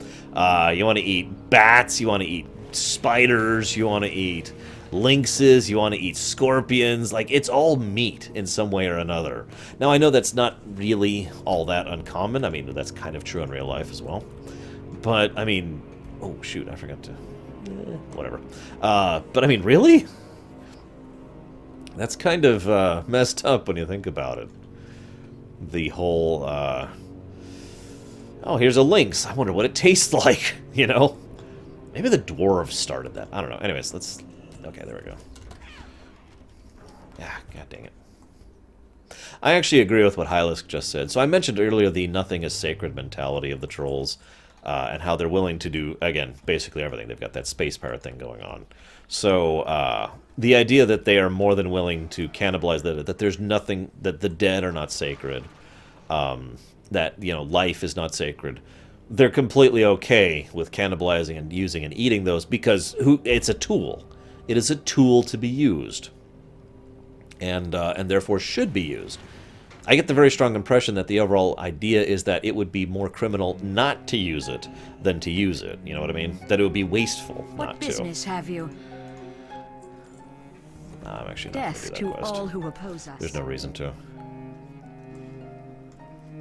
We're going to be skipping a couple of quests, but not too many. I know exactly which quest to skip. I hope. If I'm wrong, I apologize. Salama Ashalanore. With their chieftain dead, the Shadowpine trolls should be in total disarray, for the reasons already mentioned. Combined with your recent efforts to decimate their numbers, this should be the perfect opportunity to launch our counteroffensive and wipe them out for good. Excellent. Death to all who oppose us. Wipe them out. All of them. I don't think we eat horses. We do eat zebras. Speak quickly.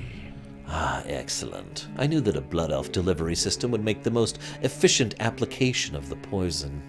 With any luck, the Shadowpine trolls will get fat on it before keeling over. That should get them off the back of the Farstriders and me back to Tranquillion. It's been a pleasure working with you, Hunter. Dark Lady, watch over you. It's another, Choose wisely. thing about the Forsaken in general. A lot of the Forsaken, especially the apothecaries, tend to have this perspective of, I want to do my job, but you're getting in my way of doing my job. And so, I will do this task that you deem necessary so I can go back to my freaking job. So. What do you mean, Rory? Your question is nonsensical. Verify. Magnify.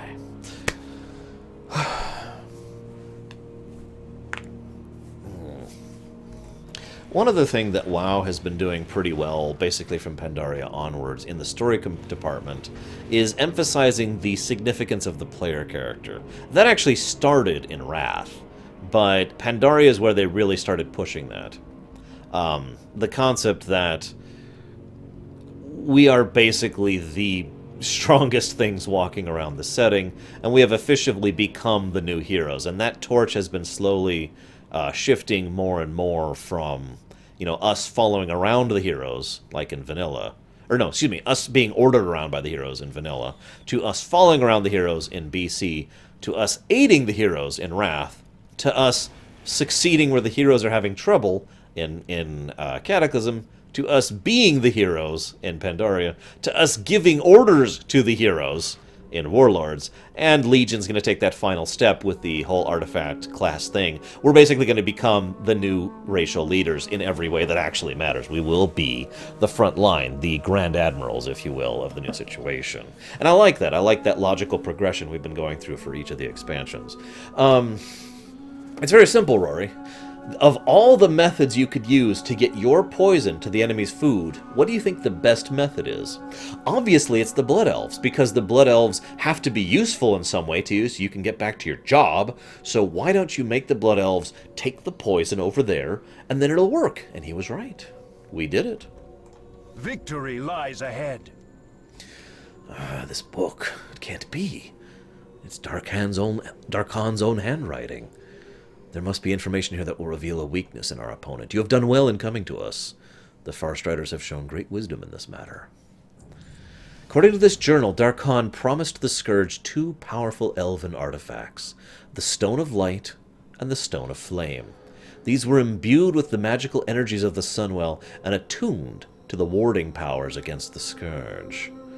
The crystals were to be transported to where the Howling Ziggurat and the Bleeding Ziggurat now stand, in the middle of the Dead Scar. If they're still there, we need to recover them. Their power will be greatly useful in your struggle against the enemy. The reckoning is at hand. Victory lies ahead. Oh, I hope not, Atheru. No, the most likely next expansion will be us going after these so-called gods. But that's my prediction anyways.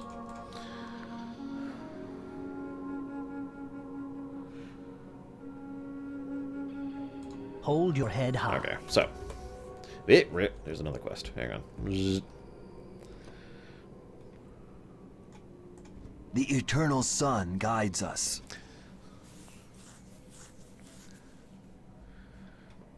Farewell. You'll notice I'm not reading a couple of these. It's because there's nothing really much to share on a couple of the quests. Only a few of them. Okay, so I need to turn in those two. And then we're going to go... It's time... I think it's time to go ahead and go after the Alliance scum. Because those bastards have pissed me off for the final time. Oh, I hate all Alliance.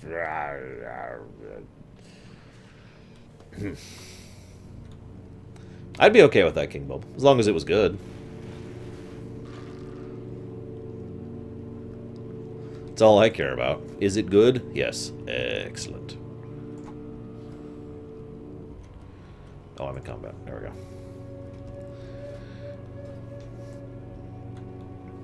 Seriously, though, we're going to go kill some Alliance scum here really quick. Right after we turn in really quick.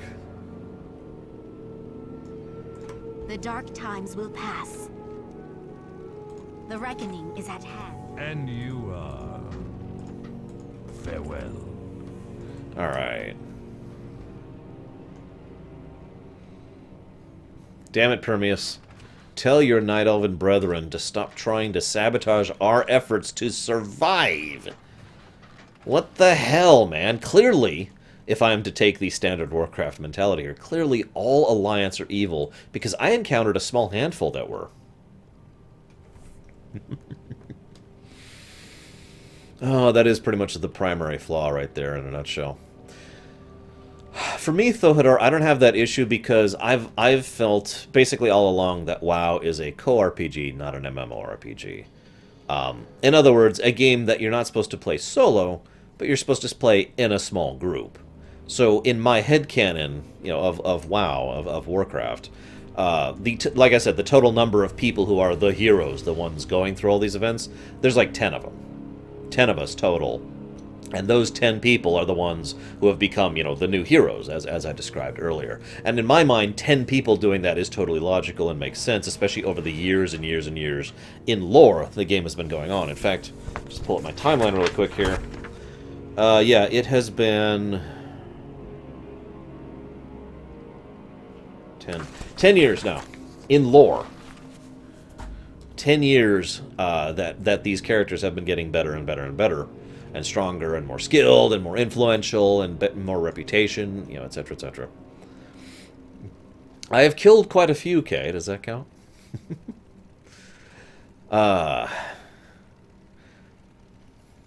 Wait, what, Bragwin? I must have missed something. Yes, Leroy Jenkins is a WoW thing. All things going well, I should actually be able to show off something with Leroy Jenkins. I might not. I can't promise that. Sorry.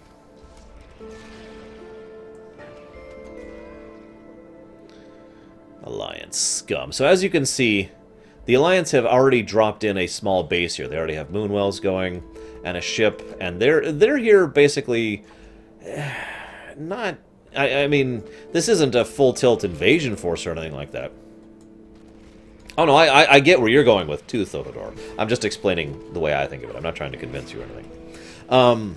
But I mention this because, basically, Nicholas, yes. I like to think of it as this group here is, I'd say, like an elite small group of Night Elves who are sent here specifically to do this. Maybe the Night Elven equivalent of MI6. Not that they have such a thing, because they would look at that and be like, oh, why would I ever want that? Military Affairs Castle. Also, there was a little bit of issue with who was actually in charge of the Blood Elves. Basically, for a long time, they weren't sure who was in charge of the Blood Elves. The chaos of Warcraft 3 caused so many issues that Dathramar, the person who was actually king, the actual head of state of the Blood Elves, died in the fighting, and people weren't even sure when and where and how he died. And so they weren't really 100% sure who should take up the throne next. There were actually two separate and distinct pushes for that. One going for Lorthamar, and there's a whole political side to Lorthamar's rise to power, and one going for Kael'thas, the prince at the time. So, technically the Blood Elves didn't actually have a head of state. Also, Kael'thas was very much a fighter and basically had put himself at the disposal of the Alliance as part of the alliance they had going on.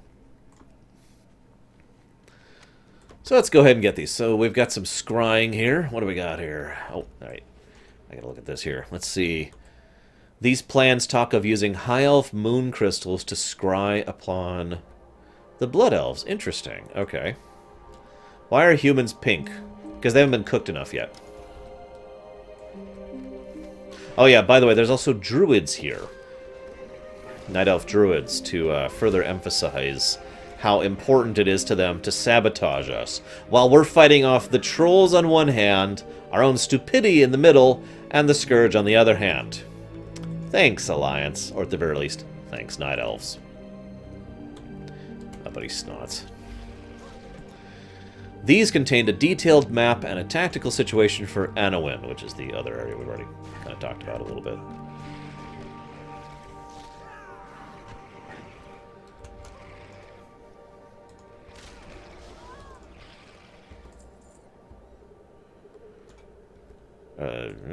Should be. Like, right.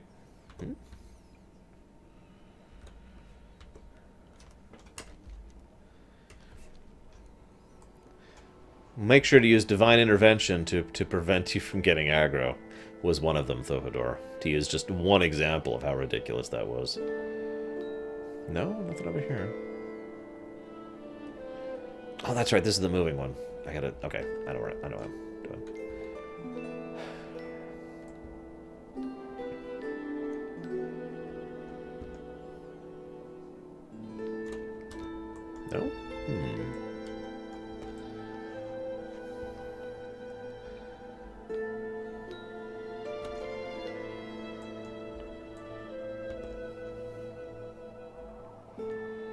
Yeah, pretty much, Hylisk. There it is. This one roams a little bit. Okay, what do we got?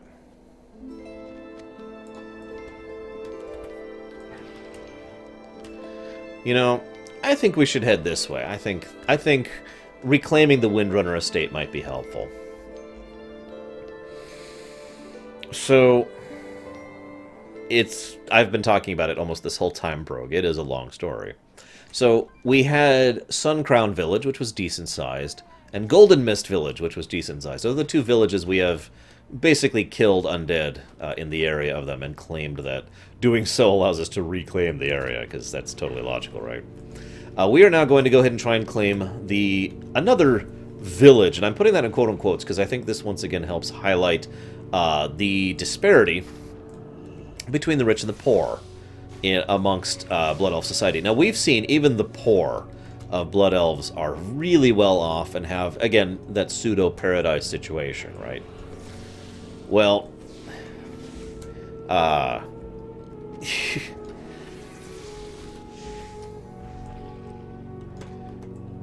this isn't even really getting across. This whole area here is going to really emphasize just how much more well-off the rich were. So the Windrunner family, which is Sylvanas' family, is the second most influential family amongst the High Elves. Only second to the Sunstriders. The Sunstriders being the actual royal bloodline, which Kael'thas and Dathramar and Lorthamar... no, Lorthamar's not a part of that. He's a part of the Daron family. But anyways, most of the actual leaders of the High Elves and Blood Elves have been... have specifically been of the Sunstrider line. The Windrunners have been incredibly influential for years and years and years. So, of the Windrunners, there are several characters we've actually encountered personally. These include, of course, Sylvanas, the obvious one that everyone knows about. Illyria, someone who was pretty important during the Second War, and who I really hope at some point we see, and Veresa, or Veresa, I forget how to pronounce it. But either way, all three of those are the...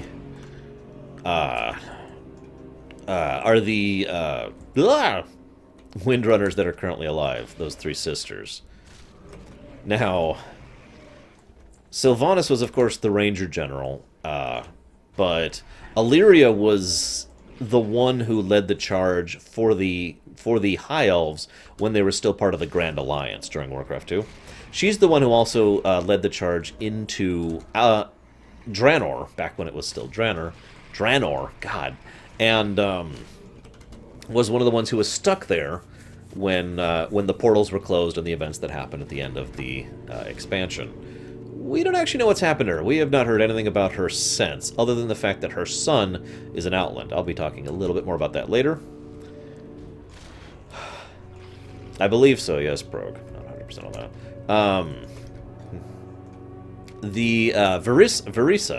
Veresa?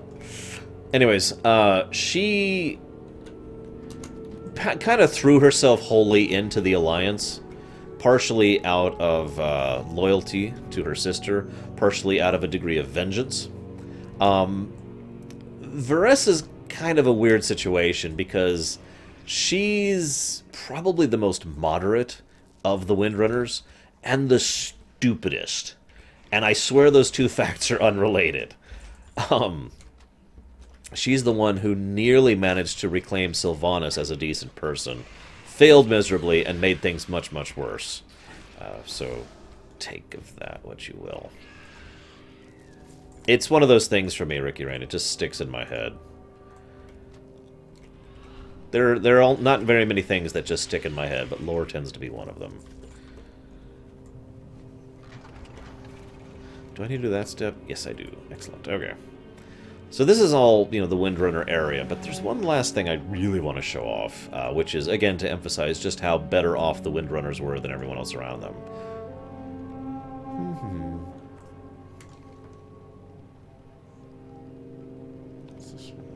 Yep.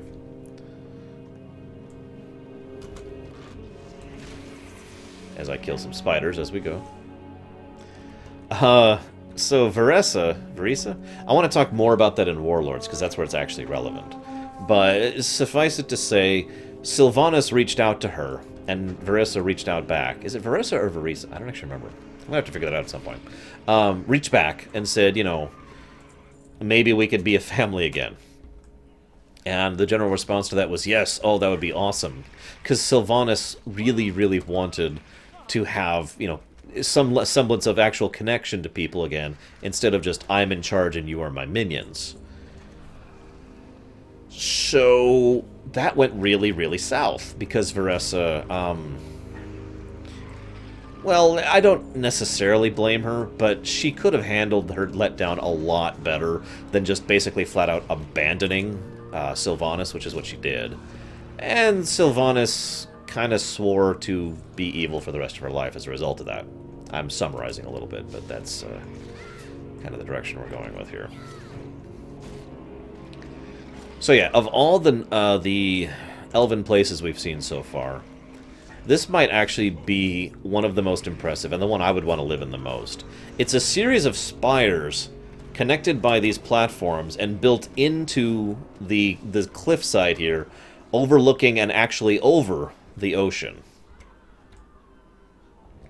I didn't like War Crimes at all. I only read it because, I mean, of course I did. There's what I was really looking for.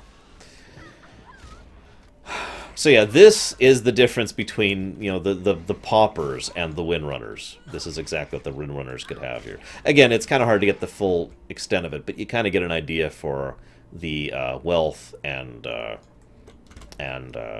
opulence that the Windrunners had. I mention that as well because some people have theorized that one of the reasons why all three Windrunners have striven so hard to be strong military leaders was because they were sick of the opulence of their family. Because, again, they come from basically noble blood.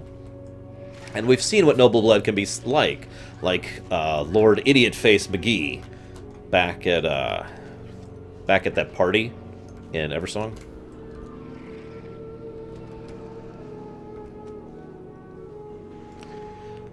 And yes, Arthas, if you mean how many in Warcraft, all of them. If you mean how many, like, settings in general, I don't have any lore runs planned after Warcraft. This is the most recent one I've planned.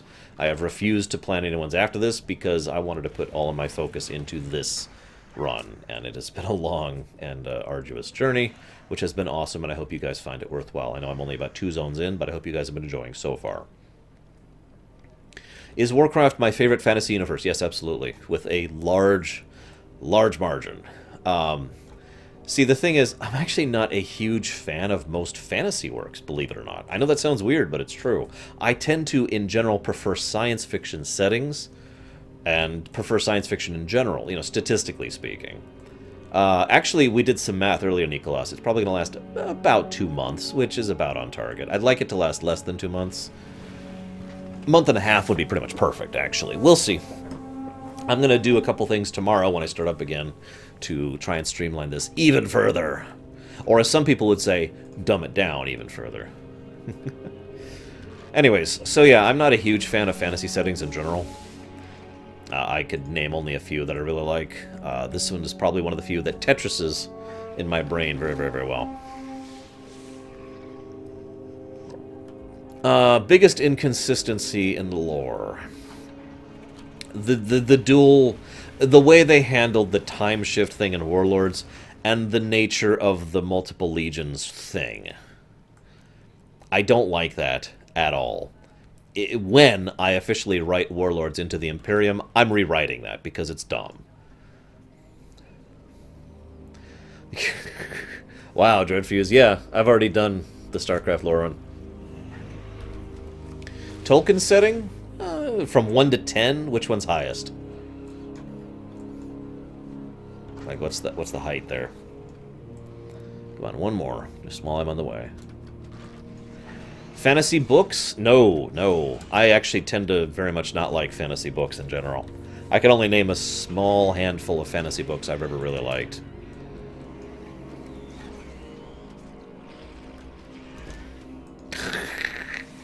Don't even get started on that, Theodore. But I'm serious, that is absolutely the first thing I would get rid of, is the time-traveling shenanigans garbage. I can explain the Warlords thing, I can. I can explain it fully and totally. It's just dumb!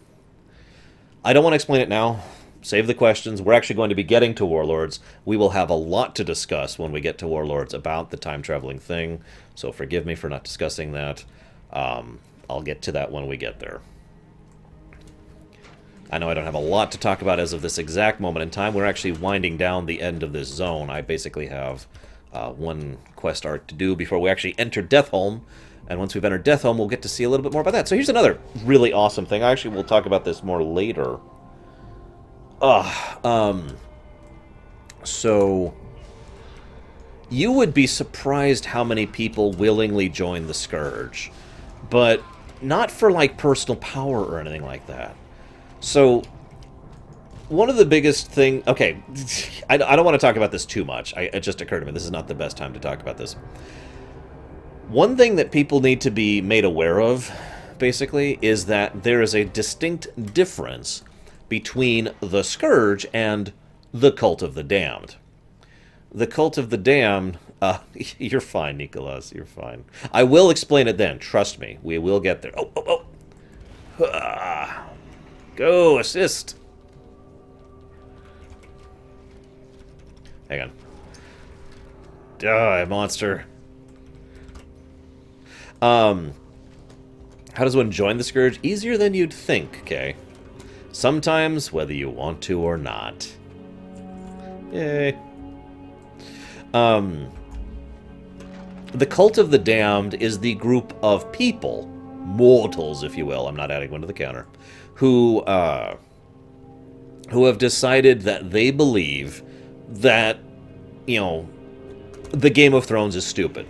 To put it into those terms. Like, they honestly, genuinely believe that the games of politics and garbage and all of the infighting and backfighting and the Horde versus Alliance crap, they're just sick of it. They want a better life. And the Cult of the Damned offers them that. A life of servitude, but of meaning.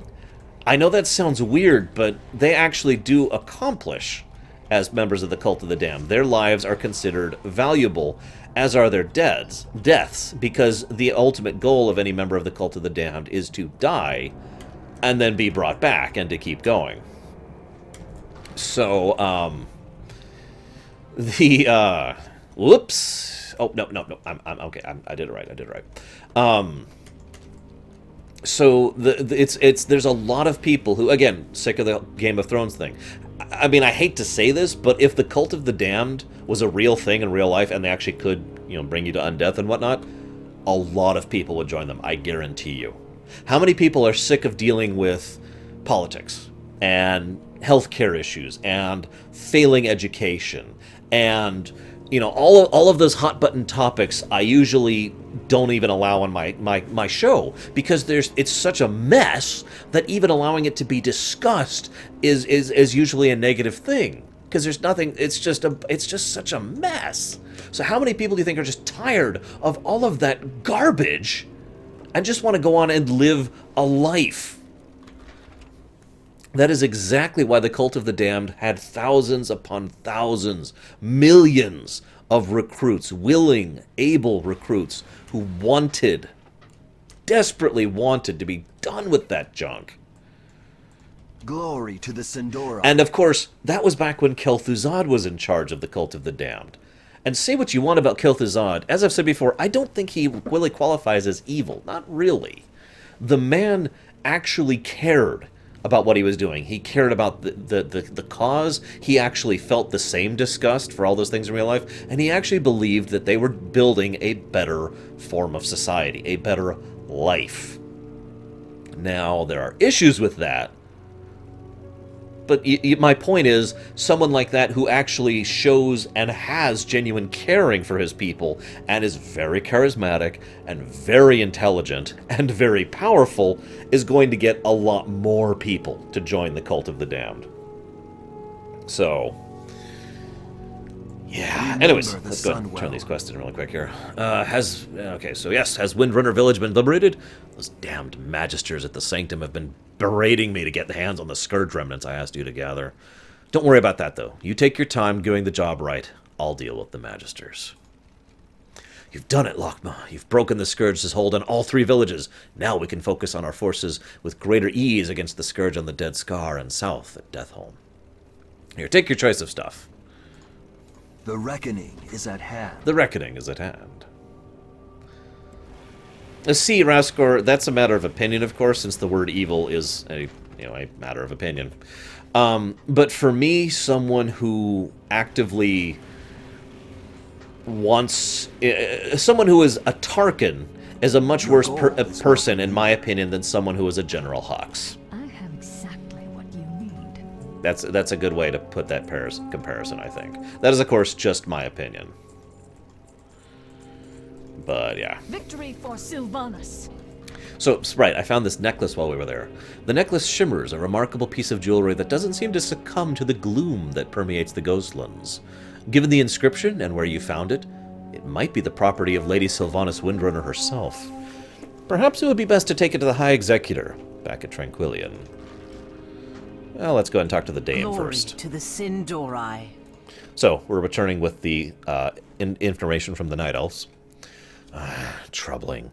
These plans show the Night Elf forces at Androth, which we already knew, but also at Anowin, a more remote ley line nexus to the southwest. There's a third nexus to the east, which is not mentioned. I have a very bad feeling about all this. You must deliver the recovered plans to Antelos for me. It's to the east. Magister Celestor is conducting ongoing studies into the ley line nexus for use as in our potential fight against the Scourge. Have him look at these plans and shed some light on what the Night Elves are up to. Farewell. What now? I am certain that Lady Sylvanas will be pleased to hear we've made progress in the matter. Beware.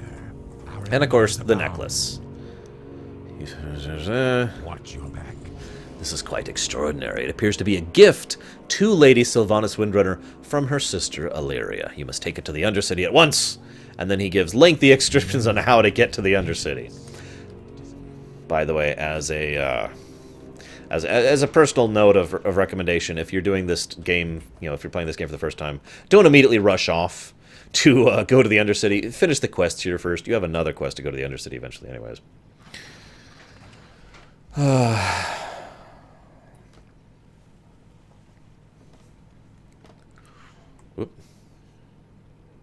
And yeah, Nicolas is correct. Make no mistake, I do not agree with the Cult of the Damned. But I do think Kel'Thuzad was a well-meaning individual. Evil or no, because that's debatable, that's a matter of opinion, not fact. But evil or no, I think Kel'Thuzad meant good. I think he intended good, what he believed was good. I believe he was trying to make things better. And by the way, in response to an earlier question, yes, I do hope Kel'Thuzad will return. Lord knows Michael McConaughey has gone on record saying that he loved playing the role. So, yeah. I'd also just like to say, by the way, that Michael McConaughey is freaking awesome! He plays several iconic roles in this game, including, of course, Kel'Thuzad, I just mentioned him, and Uther Lightbringer. He also plays the freaking Lich King. Let's just go over that list. Uther, Kel'Thuzad, and the Lich King are all played by the same guy. Now, I know that's not that big of a thing, because, I mean, Lord knows several other actors get multiple duty in this game, but those are all incredibly iconic roles, and he just absolutely sells them. I probably wouldn't care even nearly as half as much about all 3 of those characters if not for his voice acting. But again, forgive me, I'm a huge fan of Michael McConaughey.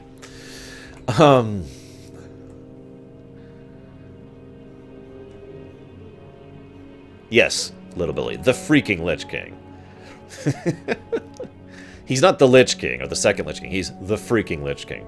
And yeah, I also like the fact that Arthas and Kel'Thuzad did have a genuine friendship. I often wonder about that, because that's not actually Arthas, as we've discussed. That's the disconnect Arthas. That's Death Knight Arthas, which is a different person in every way that matters. Anu Belore Delanar. Right, there we go. Time is of the essence. So I'm wondering if Kel'Thuzad was friends with Death Knight Arthas or with Arthas, because there's a difference.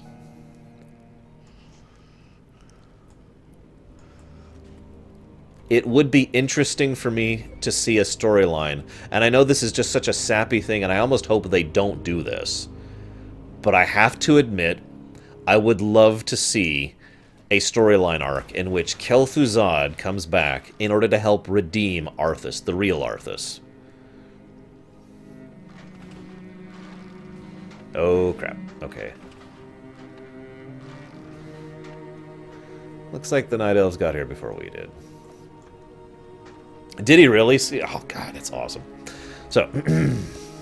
Anu Belore de la Na.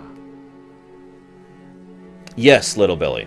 They have their original personality after the events of the Death Knight storyline. I will be talking extensively about how undeath works, the 3 forms of undeath, and the original versus the death personality. I'll be talking about all that when we go through the Death Knight intro section, because it's very, very relevant there. Well, Arthas didn't get redeemed, though. I mean, he is dead. He is dead and gone in the afterlife, but he's in the dark. Arthas is condemned to the dark forever. Because of reasons I'll go into later. And that's a horrible fate for him to go through. Especially, I mean, yes, Arthas did some terrible, terrible things, but he also did a lot of things that literally saved the world. And for that task, and for all he did, Arthas, the real Arthas, is in the dark, which is the worst kind of hell, in my opinion, forever. I would absolutely love for him to be salvaged from that, to be saved from that hell. Anyways. So let's turn this in. Yes, hey! It was just horrible. Night Elves! They conjured their moon crystal here for some nefarious plot, but I snuck away and gathered a larger group of our scouts and casters from the nearby sanctum. We killed most of them and the rest of the group hunted down the remnants. I'm glad that you're here now. I was only left a couple of scouts for protection. It's not safe out here. Give me a moment. I'll read through these plans to see what the Night Elves are up to. Remember the Sunwell. Look out! The Night Elves are back! Oh god, Night Sabers! I hate those units. I used them all the time when I was playing a Night Elves in Warcraft 3. The reckoning is at hand. For the days when I was good at games. That is true, Hylisk. I will absolutely agree that Arthas willingly went to the dark. He accepted the horribleness and the pain of what that meant, if it meant he could save his people. I will bear any curse or pay any price if you will but help me save my people, I believe is the exact quote. And he did. He paid that price and is still paying it right now. As of this very second, as of when Warlords is over, Arthas is still paying that price. Anyways, where was I? Right, okay, so... We will persevere. Their moon crystals are scrying devices. They're going to spy on us. I know that Androth can't provide enough power for that, but Anowin, directly to the south, definitely can. From the plans, I now have a basic knowledge of how these moon crystals work, enough to shut them down. They're keyed, so they can be turned off. You must go, retrieve a controlling orb, and use it. Hurry, hurry! We will have justice. You know, I have to admit, militarily speaking, this is really dumb of the Night Elves. They were willing to go through a lot of effort to be able to spy on us. And, of course, to try and shut down our magical manipulations, because, I mean, obviously if we're using magic, we're evil.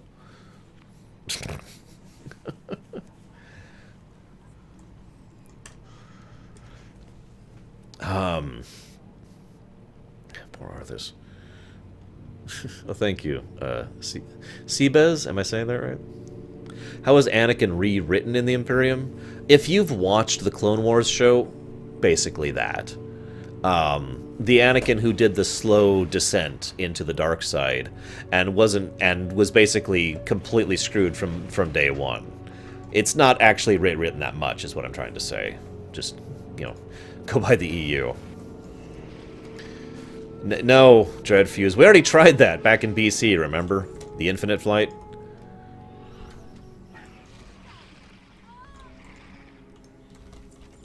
Die, Night Elf scum.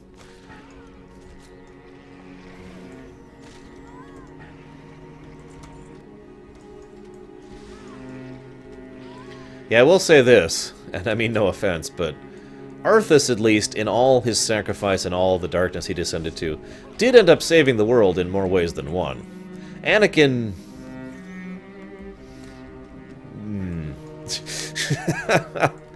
I know. Some people would argue that Anakin did actually save the galaxy, because Anakin is the one who brought Palpatine down. That is very debatable, I think. Oh, I am too, Linalai. I'm very excited to finally really go into the Emerald Nightmare. We've only actually been into the Emerald Nightmare once, ever. We'll be doing that quest on camera, by the way. I'm actually probably looking forward to that.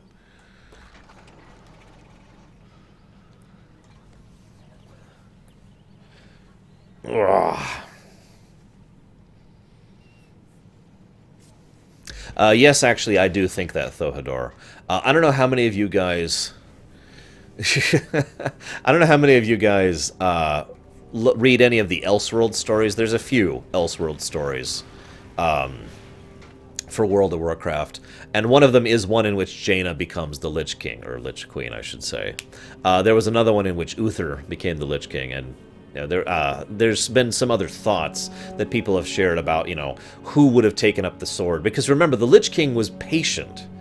If you remember, the first Lich King, Kel'Thuzad, or not Kel'Thuzad, Ner'zhul, was very, very patient. He had all the time in the world, and he wasn't really being even pressured by his Nethrezim masters or by Kil'jaeden or Archimonde. It was just, take your time, get us our scourge. And so he had basically as much time as he wanted to get Frostmourne to a host. And eventually, someone is going to pick up Frostmourne. Everyone who is capable and competent enough to pick up the Frostmourne, of all of those people, all of them are not going to resist it. There's no way in hell. So, yeah. I think it was completely inevitable. There were just too many cards stacked against the world at that point in time. Kil'jaeden really manipulated the Third War from word go. And I'd say yes, Kay. That is correct. Anu Belore Delana. Ah, what a relief, Hunter. I can assure you if you hadn't deactivated those scrying orbs, we would be in a more tenuous position than we're already in. To think, surrounded by enemies, and one of them is able to spy upon our every move. But now we don't need to worry about that thanks to you. Here, take this. And thanks again. You're welcome. Remember the Sunwell. Muradin Lich King. That would be interesting. Millhouse Monastorm. I'd do a better voice, but my throat hurts like hell right now. So I'm just kind of trying not to do voices right now. I can usually do a pretty good gnomish voice. But I can't quite do it right now, guys. I'm sorry. I gotta admit, the idea of an Uther Lich King is terrifying. Just absolutely outright terrifying. That would be horrible. Okay. He was the pawn that became a queen, Kay. Go ahead, make fun. My analogy is apt. Victory lies ahead. Okay, the rumors were true. The Stone of Light and their Stone of Flame do exist. We shall use their power to create weapons against Daron. Use them when the time is right, and the energies of the Sunwell trapped in these objects will vanquish him with the very power he thought to steal from us. Everything we have done in the Ghostlands has been with the goal of taking back what is rightfully ours. The Scourge have maintained their chokehold in the region for far too long. The time has come for payback. Thanks to your help and our new allies, vengeance will be ours. He who sought to steal the power of the Sunwell must die. Go to Deathholm, the Scourge stronghold south of the Dead Scar, and bring me Darkon's head. Farewell. Let's do it, guys. For Wilfred Fizzle. No, wait. Wilfred. Ah, I lost it. I lost the voice. I lost the voice. It's gone. It's gone. It's not coming back. Hang on. I have a hair, like, on my glasses. Hate it when that happens. There we go. Okay.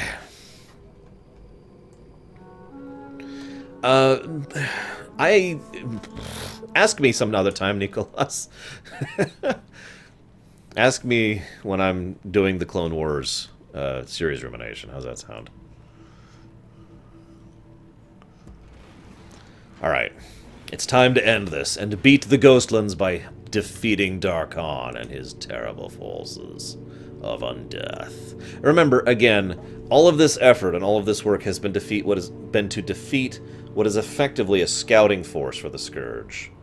A small, insignificant little force that was put under the control of Senior Idiot, aka Daron. I'm not moving, am I? Nope. Jump, jump, go! Ah, there we go. So, yeah, we are about to revel in our victory. of taking out the most pathetic of our enemy's forces. There we go. We got this, guys. I don't feel like doing that quest. It's not relevant. Lich King 1,000 times out of 1,000. Okay.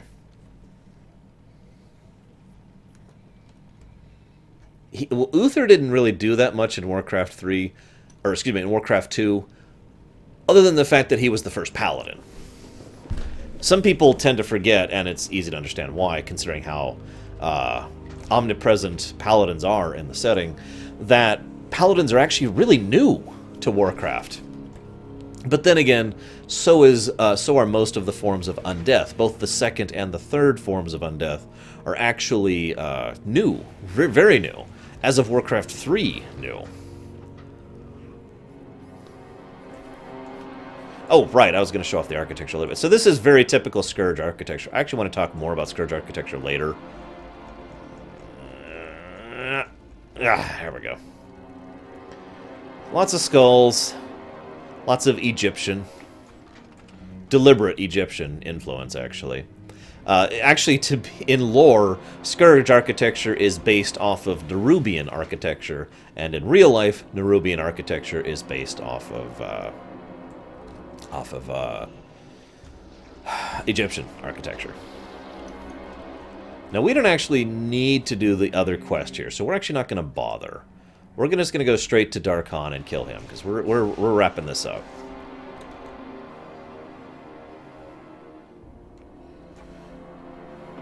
I don't know, Theodore. I think it's significant, since, you know, he was the first one who managed it. He was also in the First War, although you don't really see him at all in Warcraft 1. But he also did fight in the First War as a priest. He was one of the clerics, the healers of the First War. One of the survivors of it under Alonsus Fowl. So I suppose having 2 wars under his belt probably helps the matter. So this is a good example of what Scourge terrain tends to look like. This is fully blighted, by the way. Fully taken and conquered. Yes, it is Nicholas, but this... both are Egyptian, I guess? I don't know what else to add to that. Anyways, lots of big walls. You know, the spike thing going out, they've got a little bit of an obelisk look to a lot of things. And of course, a lot of the actual buildings that were in Warcraft 3 as undead buildings have actually become buildings, like the ziggurats there. Although, thankfully, those crystals don't attack us in WoW. That would be terrible. And, of course, slaughterhouses, things like those. Wonderful little things. So let's go ahead and see if we are strong enough to take on Daron. We're going to go ahead and use... Well, we can't because we're a hunter. Oh, jeez. Yeah, we're screwed. We're screwed. This might suck. This might suck a lot. We're going to have some issues here. We're going to try our best. So this is our very first elite boss. That guy right there. There he is. Daron Drathir. So, the problem with elites in this game is that every enemy that... There's only 4 types of enemy in the whole game. There's Critter, Normal, Rare, Elite. That's it.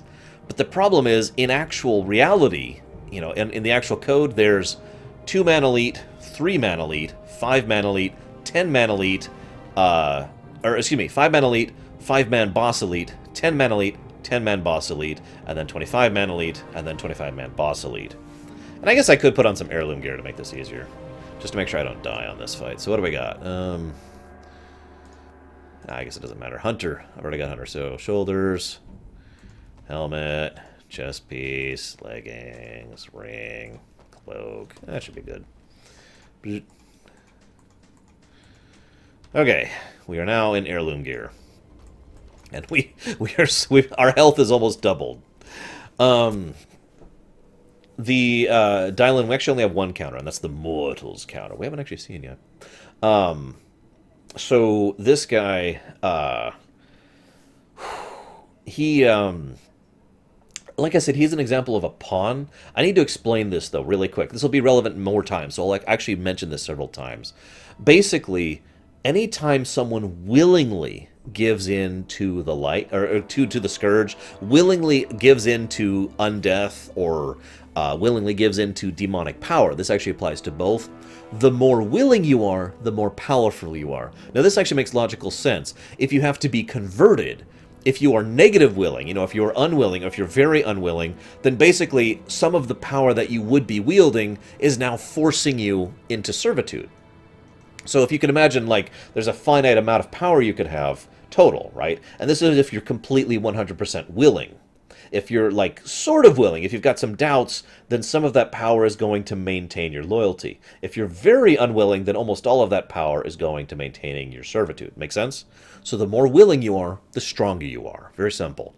I mentioned that because Daron is an idiot who barely matters. He is a worthless pawn, as I've already mentioned. So he's weak, or at least he should be weak. The reason he has any kind of strength at all in this situation is because he was completely willing to become this new person, to serve the scourge. And so he is a lot stronger than he really actually should be, solely because of that. So we're going to go ahead and do this. We can't actually use his weakness, so we're going to be a little careful here and try to get most of the aggro kept on Krenzler over there. So we're actually not using most of our damaging abilities here on us. Very beast kind of approach, isn't it?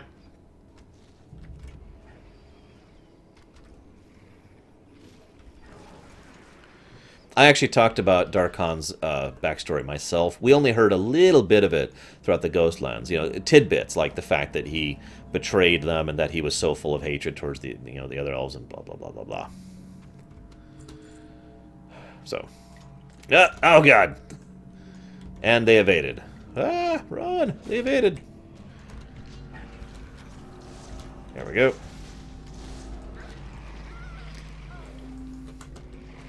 So, I have a feeling that I just lost the stream, which is just eyebrow-raising, since, as everyone can see, I'm not only fine, but I am still connected to Twitch.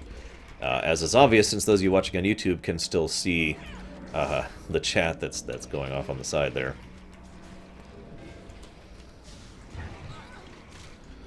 But, whatever.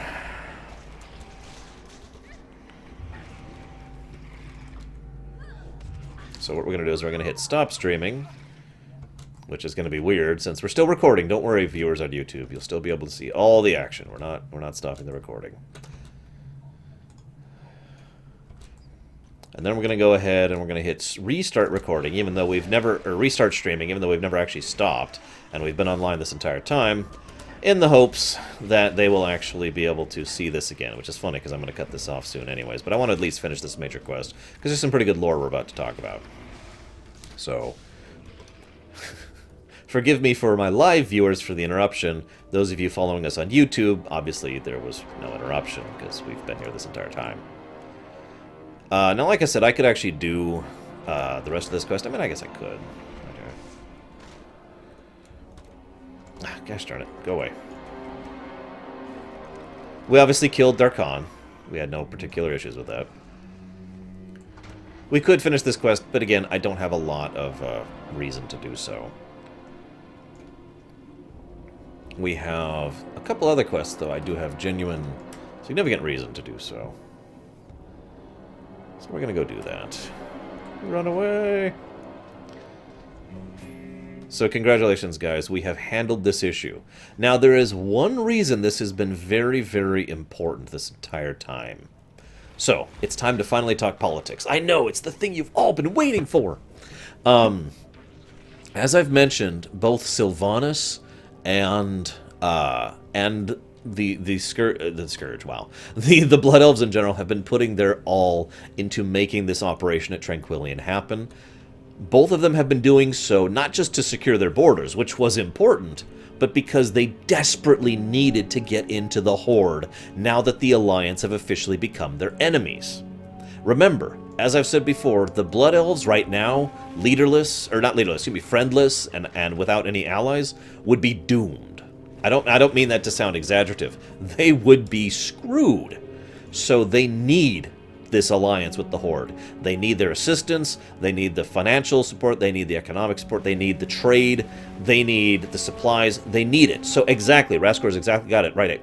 They needed to prove they could be a useful contributor to the Horde. Remember, the Blood Elves have tried to join the Horde before now, and the Horde said, we can't afford to carry you. That was pretty much Thrall's exact reaction. We can't afford to carry you. So Sylvanas turned around and said, I will help vouch for them. To which Thrall said, that doesn't matter. We can't afford to carry them. They have to be able to carry themselves, to contribute to the whole. Because remember, at this point in time, this is right after Vanilla. Okay, right, technically before BC. Right about this point in time, the Horde is not doing well. So they need someone who can add to the Horde, not just take away from it. So they have been putting their all into pushing for this. Let me just move forward here for a second. Shola. Today you have dealt a deadly blow to the Scourge's grasp. With the traitor gone, it shall not be long before we've reclaimed our lands, and greatness is restored again. Death to all who oppose us. This is the beginning of a new chapter in the history of our race. Our lands will be reclaimed, and we shall cement our bond with Sylvanas and her allies. Take the traitor's head to the Regent Lord Lorthamar Theron in Silvermoon. He'll be eager to see the news. Salama Ashalanore. Asama Ashalanore, as they say. Let's go ahead and Our enemies will fall. abandon these quests here to clean up my log a little bit. Now, we've already discussed some of the reasons why Sylvanas has been pushing for this. I'll actually mention this again when we go to Wrath. There's a short story that really lays this out. Sylvanas is only interested in revenge. That's pretty much all she gives a damn about. So she actually has a phrase that she uses, this is not me putting words into her mouth, about quivers in her arrow, or not quivers, excuse me, arrows in her quiver, said that the wrong way. So that all, the Forsaken and the people she raised and all the people she helped and the aiding of the Blood Elves, everything that she did so that these people would be arrows in her quiver, to be aimed at Arthas so she could get her revenge. I might also add her misaimed revenge, but that's another topic. Baladash Malanore. There. Death to all who So, she has been pushing so hard for this, probably partially out of guilt, probably partially out of a degree of loyalty, but primarily because this way the Blood Elves are absolutely in debt to her, and therefore when they finally get to turn around and go after Northrend, she can go to them and say, you're coming with me. You're supporting me in the Northrend campaign. And she literally blackmails the Blood Elves, and Lorthamar in particular, to going and supporting the Northrend campaign, even though the Blood Elves are on the verge of collapse at that point in time. You might have wondered, so okay, I mentioned earlier how the Blood Elves have managed to recover quite a bit in the last 8 years. But it took them that long. It's been a while. Part of that is because they, at this point in time, are just barely surviving. Just barely. And remember, this is still them thinking they're all going to go to Outland. And then Outland falls apart, and so their big salvation goes away, and all their plans are ash. So now they're left with a place they were planning to abandon, where they haven't been redeeming it, they haven't been fixing it, they haven't been reclaiming it, and now they're stuck with it. And immediately after that, Sylvanas shows up and said, I want you to commit all of your forces to Northrend, or you're screwed. And so then they immediately had to commit to the Northrend campaign.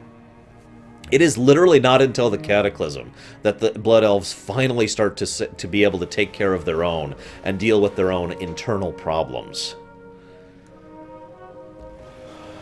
Absolutely, yes, I do. Personally, Thohador. I will say, Thrall was probably a little bit too heavy on the self-penance aspects of the Horde. However, I do think Thrall was an excellent peacetime leader in general, and the kind of person who should be a peacetime war chief. I know that sounds kind of a... yeah.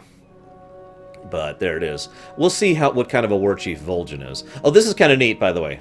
So this is an ambassador trying to sell these Horde emissaries on the fact that the Blood Elves should be part of the Horde.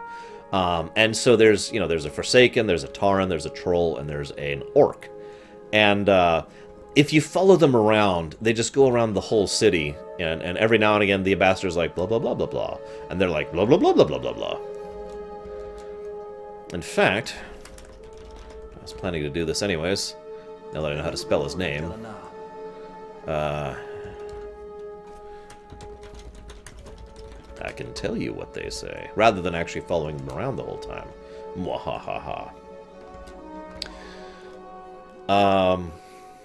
At one point, for example, they stop and the Tauren says, "Tell us, Ambassador Calamar, how do the Blood Elves plan to aid us exactly?"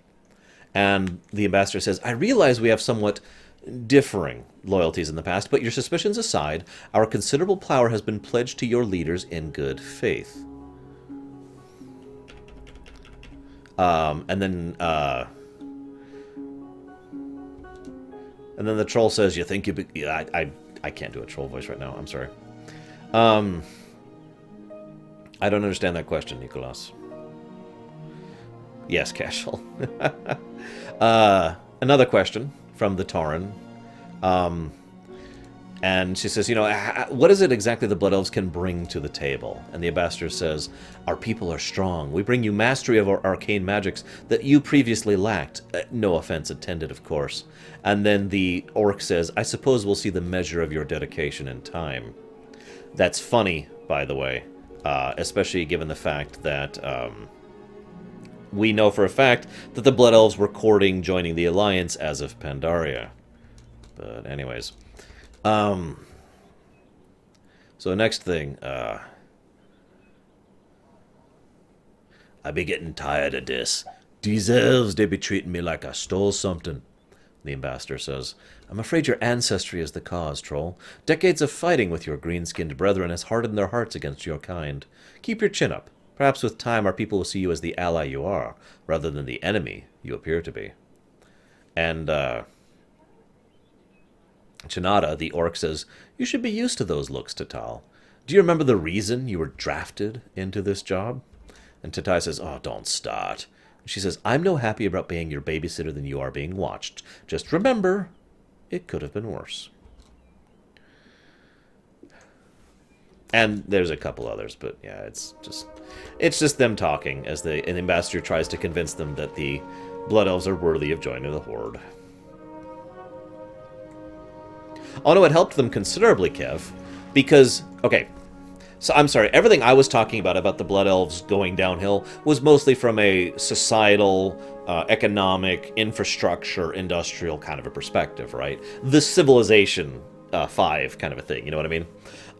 However, as was pointed out, the reclamation of the Sunwell meant a huge boon for the Blood Elves because it meant the addiction to magic, the threat of turning into a wretched, went away.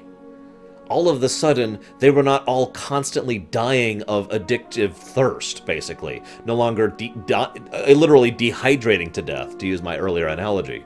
With the Sunwell reclaimed, now they all have that reconnection. They can feel the light again. They can actually be again. And so, yes, they can finally, not have to have that as a difficulty or a problem or anything like that. So it absolutely helped them. And if it wasn't for that, I'm pretty sure the Blood Elves might have still actually been wiped out. What is my favorite Horde race? I think I would go with Forsaken as my favorite Horde race, although Blood Elves is probably second. Oh, I want to actually do this one on foot. There's a lot of cool stuff here. So we got this big old fountain.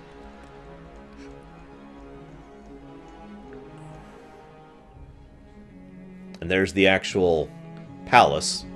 The Blood Elf palace there. Pretty nice looking, as you can see. And a massive burning crystal maintaining the whole place. That thing is the size of a building by itself right there. Goblins are awesome. Really, they are. They have a fascinating culture. They are what the Ferengi should have been. Fun little factoid. These guys actually have a unique model. These guys right here. They don't actually have the standard Blood Elf male model. I also really want that armor, but that's unrelated.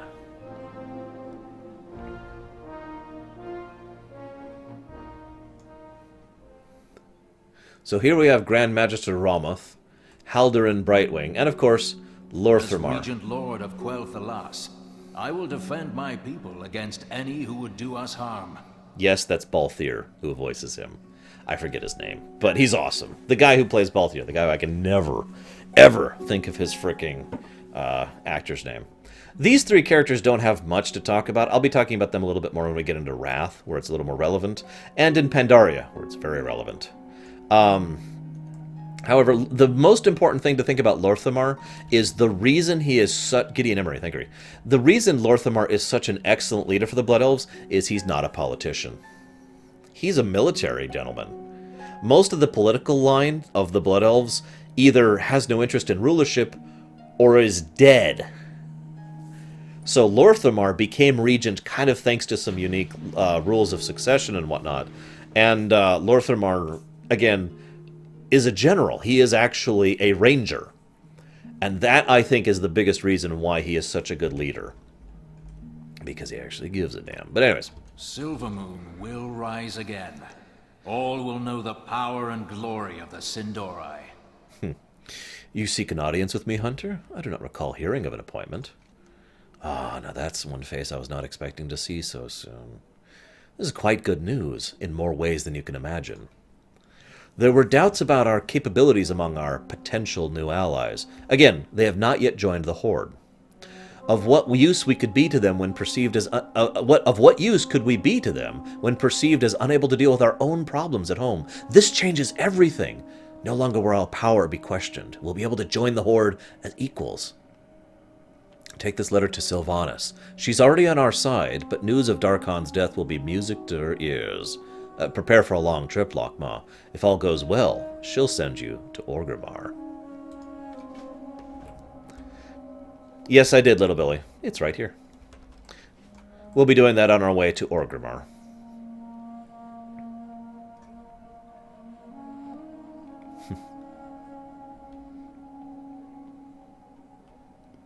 Yeah, Nicholas, that's a good one. It's funny you say that, Arthas. I've often believed that they just haven't gotten around to updating it, both in and out of lore. But it is kind of messed up. Oh, actually, there's one other thing I want to point out here while I'm here, before I forget. I could point it out later, but since I'm here, this might work out better. Actually, Hylisk brings out a good point. Lorthamar has only been in charge during times of war.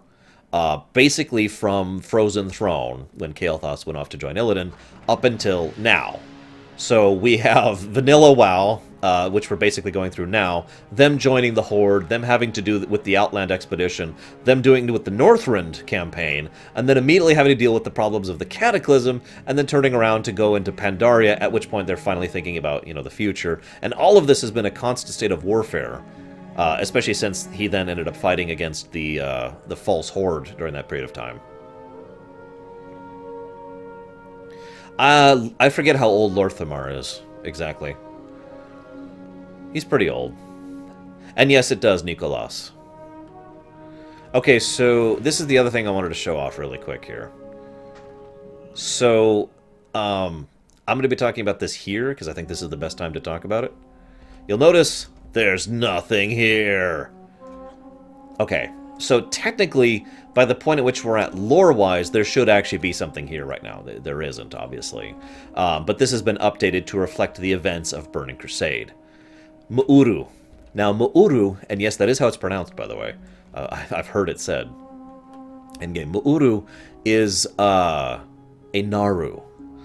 I don't want to go too much into what the Naru are right now, for those who don't know, but to put it as simply and clearly as I can, the Naru are literally entities of pure light. It is possible Elune was a Naru. That is actually something that's been hinted at several times. I mention that to really give you a degree of the severity for what exactly the Naru are and how strong they can be and are. Anyways, so the relevance here is that the Naru are beings of basically pure light and energy, okay? Now, when Kael'thas and the Blood Elves that attacked, that were in Outland, attacked Tempest Keep, which I guess I can't really show you properly, but it's right here. When they actually attacked Tempest Keep, they found the place abandoned, except for one Naru who stayed behind, Mu'uru.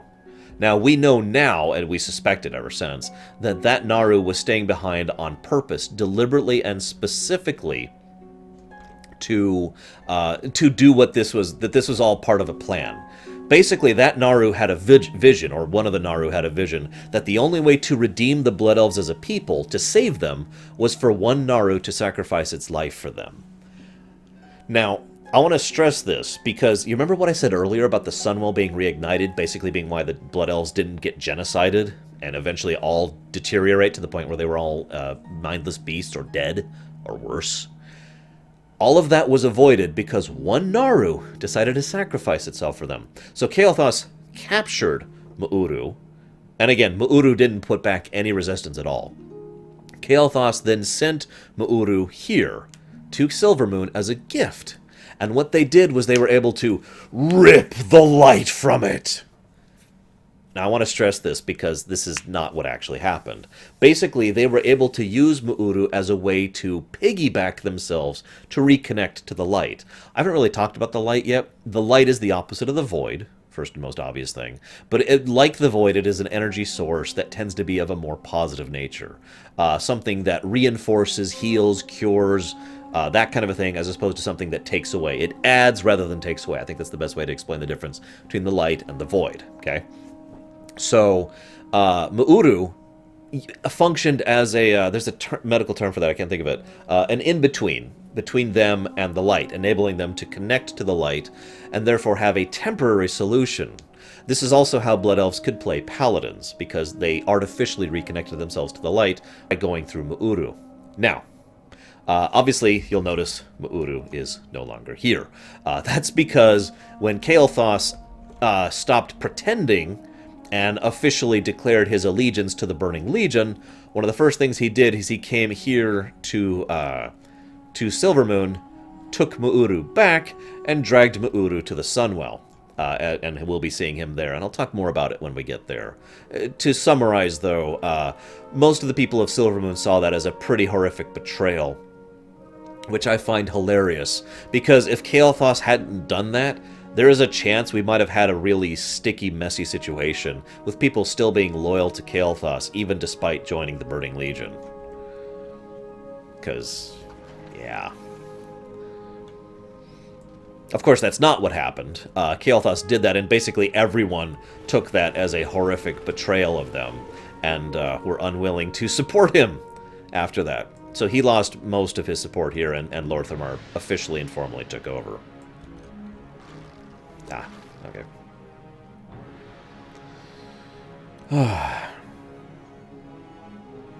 In lore, any race can actually be a paladin.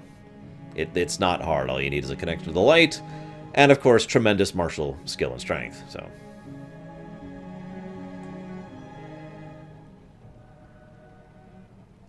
there's another funny thing. When this first came out in the BC, there were several arcane constructs wandering around that were like, beep, boop, Kael'thas will lead us to glory. Beep, boop, we will, Kael'thas is your leader, that kind of a thing. That has since been reprogrammed, so now they say, error, Lorthamar will lead you to glory, and they, correct themselves in between. And Permeus, that's actually not true. There are at least a minimum of 2 examples of an undead paladin to my knowledge. Oh, or do you mean in gameplay? Yeah, in gameplay, no. In gameplay, it's humans, dwarves, Tauren, Blood Elves, and I think that's... Oh, and Draenei. And those are the playable paladin classes. However, in lore, there is such a thing as undead paladins.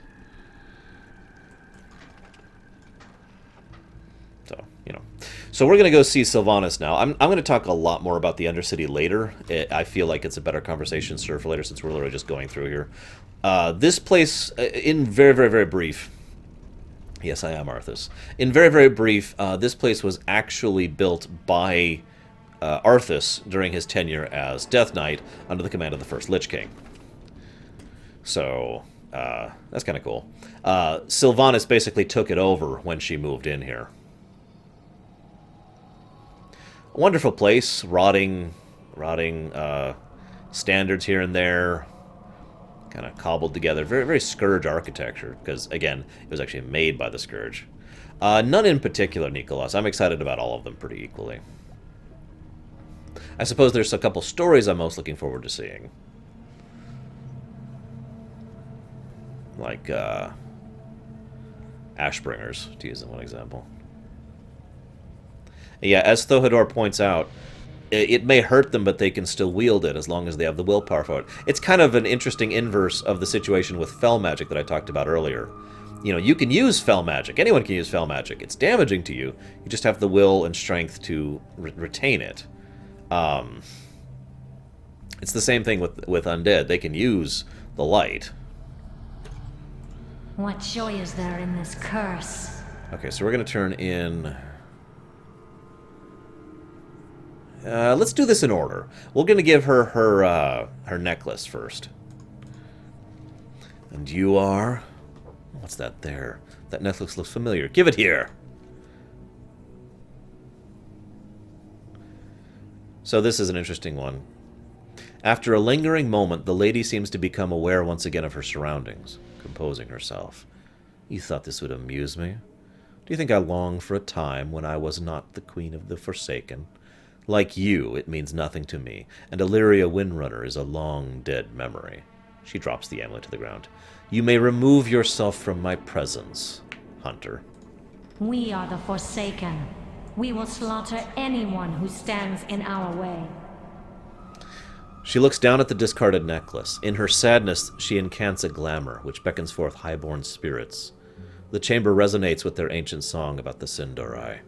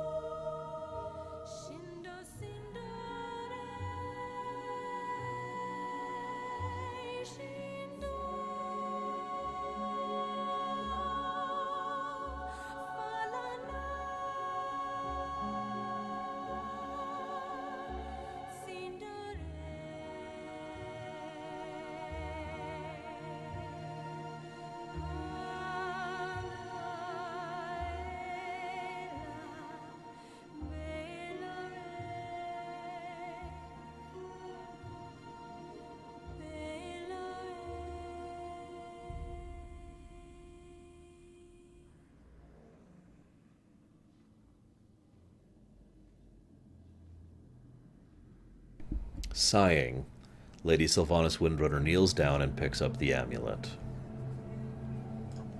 Yeah, go away. For the record, no, I don't think there's any salvation for Sylvanas at this point. I don't want to talk about why yet. That'll become much more relevant in Cataclysm, in Wrath, and in Warlords, which is when that will really come up.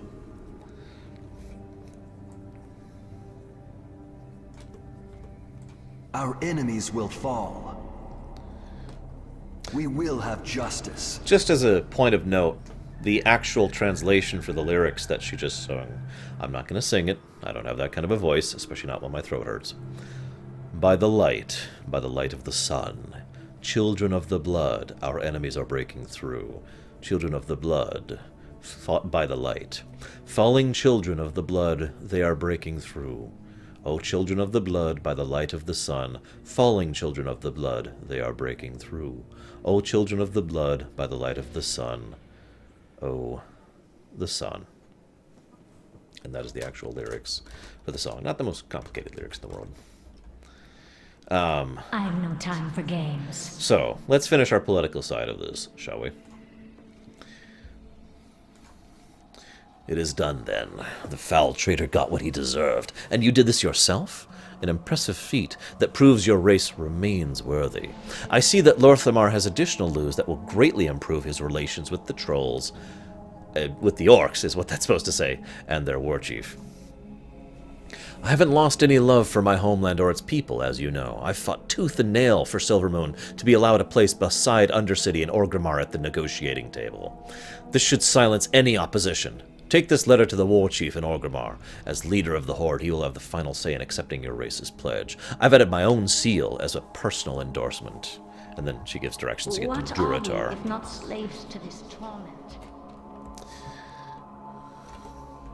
No, Necrota. No, we're going to be doing this for like the next month and a half.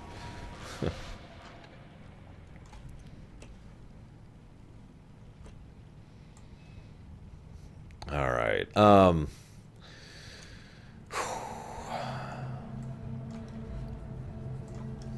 So, the actual letter that we're carrying to Thrall. Oh, I'm super psyched, Nicholas. I am still very super psyched. Esteemed leaders of the Horde, it is with great pleasure that I, Lothramar Theron, Regent Lord of Quel'Thalas, announce the fall of Scourge Commander known as Darkon Drathir. Darkon's foothold in our lands was brought up by critics of the Sin'dorei at numerous previous negotiations. I mention this because this is my proof of the fact that they actually tried several previous times to join the Horde and were rebuffed. Moving on. We hope that this event addresses any and all previous objections your graces might have harbored. Signed, Lorthamar Theron. P.S. Our Grand Magister has received word back from Outland regarding Thrall's question. The answer is, with great certainty, yes. That will be something I will talk extensively more about later. However, probably Blood Elf, Nicholas, Horde for life. However, just to give you a little bit of a hint right now, the main relevant point there, actually, I'm going to do that when I'm on my... I know what you're talking about now, Arthas. I'm going to do that on my Forsaken later. Thank you, Social Maker. I appreciate it. It's funny because I actually got a sore throat right now. Anyways, so what he's talking about is, do the... are the brown orcs in Outland? Are the original orcs in Outland? Have they found them? And Thrall obviously has always had a great interest in seeing if any of his people survived the demonic corruption of the First and Second Wars. So Thrall is hugely motivated, personally motivated, to get back. But in fairness, it's not just Thrall being willing to put his support behind a political maneuver just for his own sake. Thrall also is willing to do that because a large amount of the orcs in general, not just himself, would probably love to be reconnected with the remaining Morag? Shoot, I can't think of their names all of a sudden. The ones in Outland. I can't think of what they're called all of a sudden. Mogram? No. Anyways, whatever. I'm bad with names. And yeah, I agree, Raskor, but we'll get to that moment when we get there, won't we? Anyways, so yes, that's all we're doing now. We're probably going to cut off for tonight after we finish this chain. and we go and turn in and get the Blood Elves to officially and formally have joined the Horde.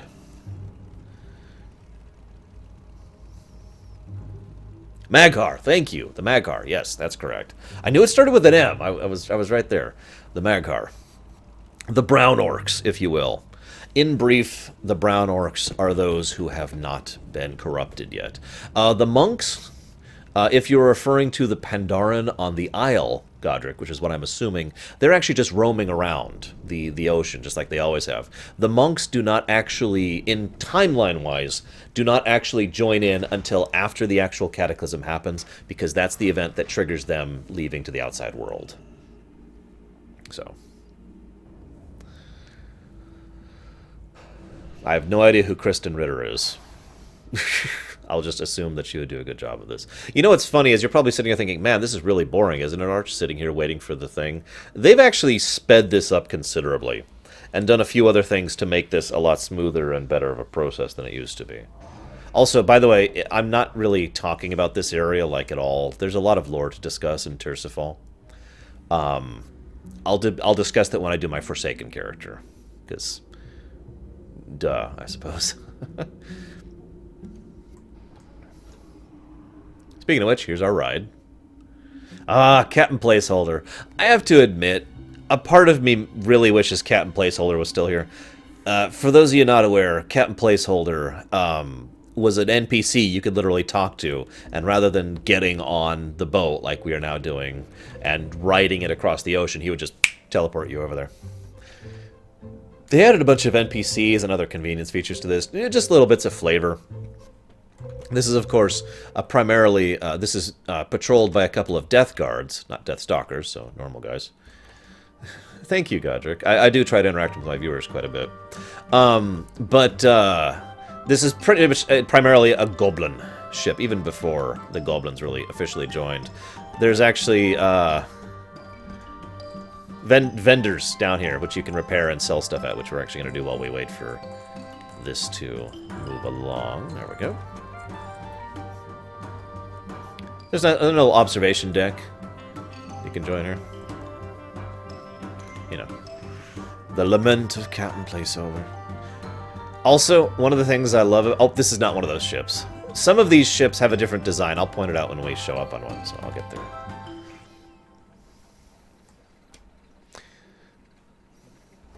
Mr. Fairweather, slow ahead if you please. By the way, my name is Coppernet, sir. There goes the Zeppelin to Orgrimmar. I hope there's no explosions this time. I can't do a goblin voice. We will be discussing that extensively when we play our goblin, Godric. In summary, the Alliance decided to kind of start killing goblins. A specific faction of goblins, it is worth noting. And the Horde ended up saving those goblins, and the two kind of ended up working together. But as was pointed out, it is, of course, just one faction of goblins. That's not a big deal. Because that could be said of most races. It is, after all, just one tribe of trolls, the Darkspear, who is playable. It is also just one group of orcs and one group of blood elves. There are plenty of blood elf enemies and orcs who are against us and so forth and so on. And physics. Wait, hang on. Ah, dang it. Almost did it. Okay, whatever. Right. I'm going to talk to Vol'jin because it's not Thrall. I just want you guys to think about this as if this was Thrall, not Vol'jin. And this should be the right height. Oh, wow. I went a little bit too far forward. Oh, I was mounted. That's why. Oh, well. Not a big deal. Res me.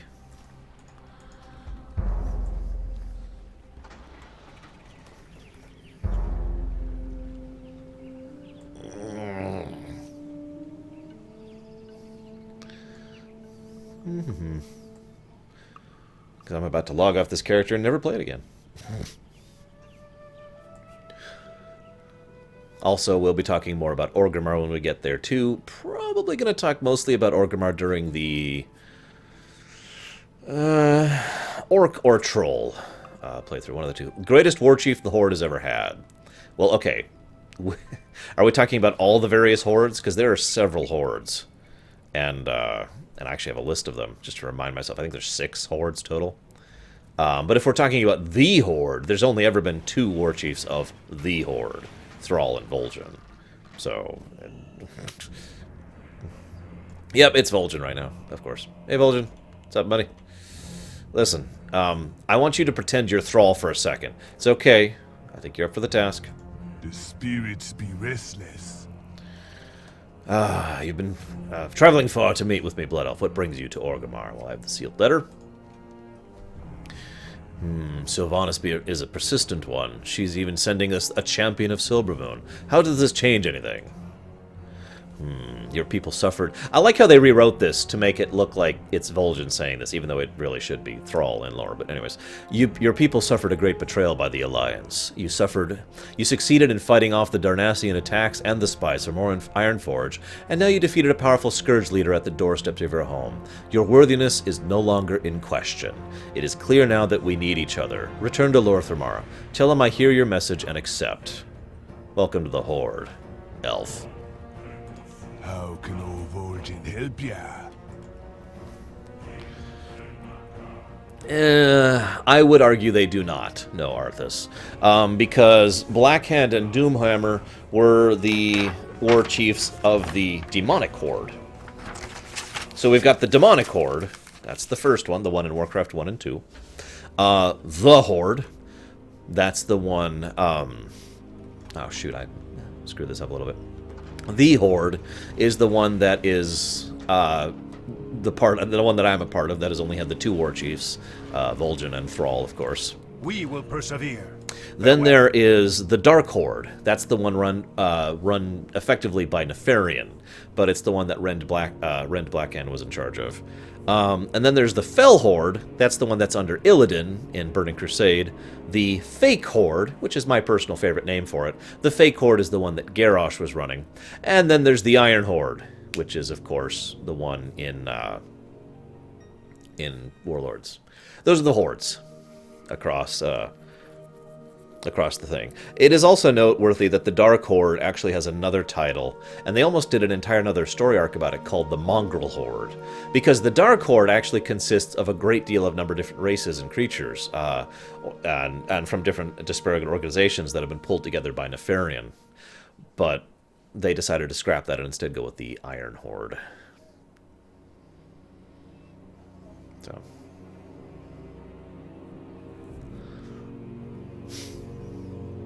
I do like what they did with the Blasted Lands. For those of you not aware, and we'll be doing this when we get there, there is a way to turn the Blasted Lands back into their original state before the Warlords incident. And of course, then you could turn it back into the Warlords situation. Yeah. So let's see.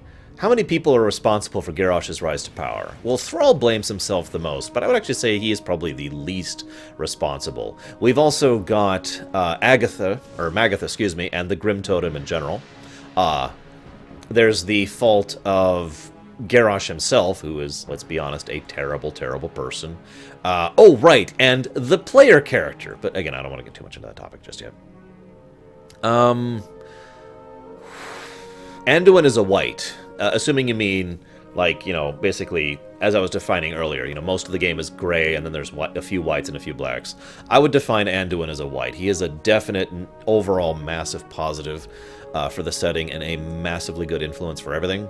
And I really hope he does great stuff in the future and doesn't die, because that would suck if we lost one of our only whites. Oh, also... just felt like pointing it out. Anyways, moving on.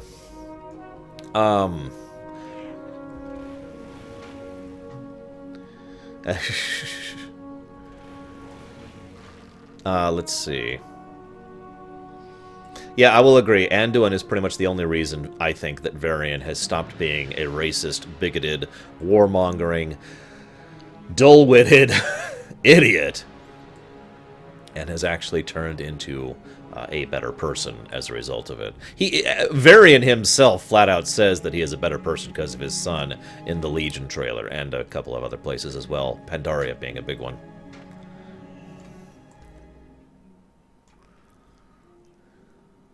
The Blood Elves will endure any hardship. Brace Overcome any yourselves obstacle, for and great emerge changes, stronger Lockmaw. than before. We are now officially a part of the Horde.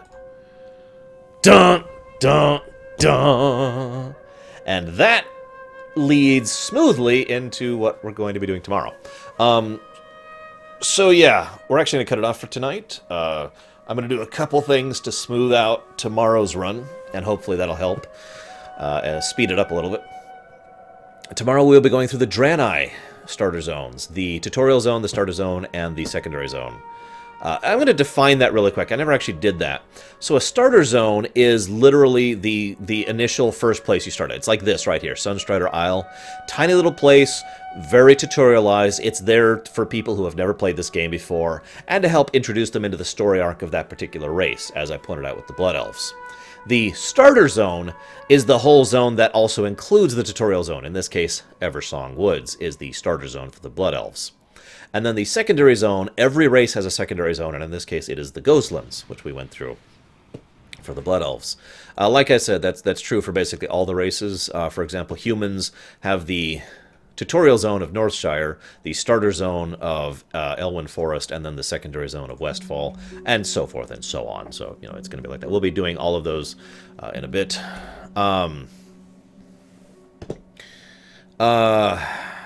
I don't know what World of Peacecraft means, to answer that question really quick. I am one of those people who thinks that that there should be a third faction at this point in time. That we should actually be able to play as what I have been personally referring to as the Army of Light. Yes, I'm borrowing that from Babylon 5 without hesitation or fear.